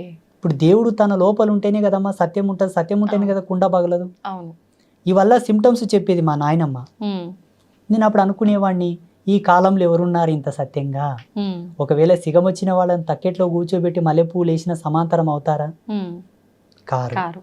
అలా సిగం వచ్చిన వాళ్ళను ఒంటి కాలు మీద పచ్చి కుండ మీద నిలబెడితే కూడా కుండ ఉంటుందా? పగిలిపోతుంది. ఇలా వెతుక్కుంటూ పోతే సమాజంలో చాలా మంది వెళ్తారు తల్లి. ఇప్పుడు ఇట్లా సిగమూగే వాళ్ళంతా సత్యమంతులు కారా స్వామీజీ అంటే మనం అనలేము. వాళ్ళ వ్యక్తిగతమైన ఫీలింగ్స్ అయి ఉండొచ్చు, భగవంతుడి యందు వాళ్ళు రమించి అలా ఊగవచ్చు. అది వాళ్ళ యొక్క ధర్మం, వాళ్ళ యొక్క విధి విధానాలు అవి. ఇప్పుడు ధర్మం ఏంటి స్వామి అని మీరు అడిగారు కాబట్టి ఈ సిమ్టమ్స్ ఉండాలమ్మా, అది సత్యం. గురుగారు, ఒక యోగిగా మీ జన్మకి సార్థకత, లక్ష్యం ఏంటి గురుగారు? నేను ఆజన్మాంత బ్రహ్మచారిగా ఆత్మజ్ఞానం జ్ఞానయోగంలో ఉండే ఒక ఆత్మ సన్యాసిగా. మాది దండ సన్యాసం కాదు. మీరు జేర్ స్వామి దగ్గరికి వెళ్ళారన్నారు కదా. అవును గురుగారు. వారి దండ సన్యాసం, అది బహిర్ముఖ సన్యాసం అంటారు దాన్ని. ఆత్మ సన్యాసం అంటే దండ నిర్లిప్తం చేసుకోవాలి, ఆత్మయందు సన్యాసించాలి. అంతర్ముఖ సన్యాసం ఆత్మ సన్యాసం. మాది అంతర్ముఖ సన్యాసం అన్నమాట. నా సన్యాస సంకల్పం ఏమిటి అంటే సత్య సనాతన ధర్మంలో ఉండే ప్రతి ఆచారము విజ్ఞాన దృక్పథమే, అజ్ఞానం కాదు, మూఢనమ్మకం కాదు. ఇది సమాజంలో నిరూపించాలని ఒక లక్ష్యం నాకుంది. రెండవది, ప్రపంచానికి సనాతన ధర్మం జగద్గురు అని నిరూపించాలి. మూడవది, అమ్మవారు నన్ను ఇలా స్థాపించు నాయనా అని ఒక దర్శనం ఇచ్చినట్లు ఒక గుడి కట్టమని దర్శనం ఇచ్చింది నాకు. ప్రపంచంలో ఆ గుడి ఇప్పటి వరకు రాలేదు. మానవునికి విజ్ఞానం వికసితమై మనిషి పరిజ్ఞానం వైపు నడకలేడుతూ ఇప్పటి వరకు కూడా అటువంటి ఆలయ రూపకల్పన జరగలేదు. అదొక ఆలయ నిర్మాణం చేయాలనే సంకల్పం ఉన్నది. ధర్మస్థాపన చేయాలి. సత్య విశ్లేషణ చంద్రికతో కూడుకున్న ధర్మస్థాపన, సోకాళ్ళు ధర్మస్థాపన కాదు. నేను నేర్చుకున్న ధర్మం ఏంటంటే అమ్మా, శాస్త్రం అనగా స్త్రీ అనగా ఒక్కటే. స్త్రీని అగౌరవపరచడం, స్త్రీని అవహేళన చేయడం ఎంతో శాస్త్ర అవహేళన అంతే. దీనికి ప్రాయశ్చిత్తం లేదు, దానికి ప్రాయశ్చిత్తం లేదు. ఎన్ని గంగల్లో మునిగినా, ఎన్ని పుణ్యకార్యములు చేసినా ఆ పాపం పోదు, అనుభవించి తీరాల్సిందే. ఇప్పుడు చేస్తున్న వాళ్ళందరూ శాస్త్ర దూషణనే. ఎందుకంటే శాస్త్రం అడ్డం పెట్టి మానవులకు కోరికలు రేపుతారు. ఇది చేయండి మీకు ఈ కష్టం నెరవేరుతుంది. దీనికి దానికి సింకే ఉండదు తల్లి. ఆయన పూజ చేస్తాడు, శ్రీకాళహస్తి పోయి చేస్తాడు, వస్తాడు, కొన్నాళ్ళు వేచి ఉంటాడు, ఏమయ్య స్వామి కాలేదంటాడు.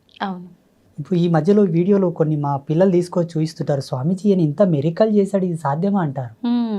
మరి నువ్వు స్వామీజీవి కదా ఎందుకు చేయమంటారు నాతోనికి వచ్చి మా పిల్లలు. కొన్ని జిమ్మికులు మ్యాజిక్లు చేస్తుంటారు, వీడియోస్ వస్తుంటాయి కొన్ని, కొంతమంది పాస్టర్లు, కొంతమంది. నేనేమంటానంటే వాస్తవంగా ఆధ్యాత్మికతకు అంత పవర్ ఉంటే, వీళ్ళలో అంత హీలింగ్ పవర్ ఉండి, అంత చైతన్య శక్తి ఉంటే ఎర్రగడ్డ మెంటల్ హాస్పిటల్కి వెళ్ళి వాళ్ళని బాగా చేయమని చెప్పు. నేను వాళ్ళ కాళ్ళు మొక్కి కాలు కడిగి నెత్తిమిన పోసుకుంటా. ఈ సన్యాసం విడిచి ప్యాంటైంగ్ వేసుకొని తిరుగుతా. క్యాన్సర్ హాస్పిటల్కి వెళ్ళి వాళ్ళ హీలింగ్ పవర్ చేత వాళ్ళని బాగా చేయమని. స్వామీజీలు, పాస్టర్లు, ఇమాంలు, any kind of spiritual person ఎవరైనా సరే, దైవం వేరు, దారదత్తం వేరు, సిద్ధాంతం వేరు, జీవన విధానం వేరు. మనిషి తనను తాను తెలుసుకొని బ్రతకాలి. తనకు తానే రాజు, తనకు తానే ధర్మం తల్లి. ఎవరిని ఎవరు ఉద్ధరించరు. ఉత్తకథ. వేమన యోగి ఏం చెప్తాడు తన పద్యంలో అంటే, తనకు తానే రాజు, తనకు తానే దేవుడు జీవుడు రెండు. మీరు తింటే నా ఆకలి ఎలా తీరుతుంది తల్లి? ఏదో తృప్తి పడగలను, ఆ అమ్మయ్య ఈమె తిన్నది సంతోషం అనగలను, కానీ ఆకలి అవుతుంది కదా. భగవంతుడిని నమ్మడం ఒక విశ్వాసం, ఒక పవర్. 83 లక్షల జీవరాశులు ఏవి దేవిని కొలవవు తల్లి, మనం కొలుస్తాం, అదొక గర్వకారణం. మళ్ళీ దాంట్లో ఎంతో సైన్స్ ఉందమ్మా. హిందూయిజంలో చాలా ఎక్స్ట్రాడినరీ సైన్స్ ఉంది, అద్భుతమైన విశ్లేషణ. ఒక దీపం పెట్టడము, ధూపం వేయడము, నైవేద్యం పెట్టడము, అభిషేకాలలో అబ్బా చాలా అద్భుతం. దీన్ని తీసుకొచ్చి మన సంసారం మీద పులిమి ఎటూ తేలుకోలేపకల పంచాంగం వేస్ట్ అంటారు, జ్యోతిష్యం వేస్ట్ అంటారు, పూజలు వేస్ట్ అంటారు. నాకెంత బాధ అవుతుందో చాలా. ఈరోజు ఈ బాటిల్లో నేను నీళ్లు చూశాను, ఇక్కడ ఉన్నాయి, మీరు వచ్చి నీళ్లు లేవంటే నేను నమ్మాలా? నేను చూశాను దాంట్లో నీళ్లు ఉన్నాయి, కొన్ని తాగాను, కొన్ని పెట్టారు. లేవు గురూజీ అని మీరు వాదాంతం చేస్తే నేను ఎలా నమ్మాలి చెప్పండి? అలాగే సనాతన ధర్మం యొక్క మూలాలు, దీని యొక్క అవశేషాలు చాలా గొప్పవి. తుచ్చ సుఖంలోకి వాడి దీని మీద వాల్యూ లేకుండా చేయొద్దు అన్నదే నా ఆవేదన. అది నిరూపించాలే, ప్రతి ఒక్కరికి తెలియపరచాలన్నదే నా తాపత్రయం, నా లక్ష్యం. అందుకే ఈ మధ్యలో వీడియోల్లో నేను చాలా మందికి నచ్చుతుండలేను, స్వామీజీలకే, మీలాంటి వాళ్ళు కాదు పాపం. అంటే మంచి చెప్పే వాళ్ళకి, మంచి చెప్పే వాళ్ళంటే చెడు ఉద్దేశంగా ఉన్న వాళ్ళకి. నేను వేణుస్వామి మీద ఒక వీడియో చేశాను తల్లి. వేణుస్వామి మీద, ఆయన ఫేమస్ ఆస్ట్రాలజర్. అవునవును గురుగారు. నాకు ఆయన పాలేవుడు కాదు, ఇంటోడు కాదు, అన్నదమ్ముడు కాదు తల్లి పాపం.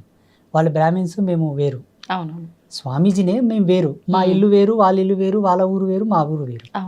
ఎవరో మీ అంచుడు భక్తుడు వచ్చి ఏమయ్యా నువ్వు జీవహింస చేయొద్దు అంటావు, అమ్మవారికి మాంసం పెట్టొద్దు అంటావు, మద్యం పెట్టొద్దు అంటావు. ఈయన బ్రాహ్మిన్, ఒక జ్యోతిష్యుడు, ఆడ లిక్కర్ పెట్టిండు, మాంసం పెట్టిండు, అమ్మవారి ముందలని చూపించిండు. అవునవును. నా మనసు తరుక్కుపోయింది. వెంటనే దాని మీద ఒక వీడియో చేశాను. ఒక 5-6 మంది నాకు ఫోన్లు చేసి వార్నింగ్ ఇచ్చారు. నేను ఎవరు చెప్పమన్నాడయ్యా, మేము ఇట్లనే చేస్తాం, మాకు ఇట్లే తెలుసు, నువ్వెవడో చెప్పని కానీ ఏమైనా చేసుకోకపోండి, నేను చెప్పింది సత్యం, నాకు తెలిసింది సత్యం అని నేను చెప్పాను. అలా ఉన్నారు సమాజంలో. పోనీ ఈ స్వామీజీ చెప్పింది వాస్తవమే కదా, మార్చుకుందాము అన్న జ్ఞానం లేదు వాళ్ళతో, మళ్ళీ ఉల్టద్దా? ఇటువంటి వాళ్ళని సమాజంలో తెలియపరచాలి, ఇటువంటి వాళ్ళ గురించి చెప్పాలన్నదే నా లక్ష్యం. ఎంత పెద్ద పీఠాధిపతి అయినా, ఎంత పెద్ద సన్యాసి అయినా, ఎంత పెద్ద స్వామీజీ అయినా, ఎవరైనా వాళ్ళు తప్పు చేస్తున్నారంటే చెప్తాం, అది నా ధర్మం. చూడమ్మా, సన్యాసి అనేవాడికి 2 ప్రధాన నియమాలు ఉంటాయి. మరణానికి భయపడకూడదు, ధర్మానికి తల వంచాలి తప్పిస్తే మిగతా వాటికి తల వంచకూడదు. ఈ 2 నియమాలు ఉంటాయి.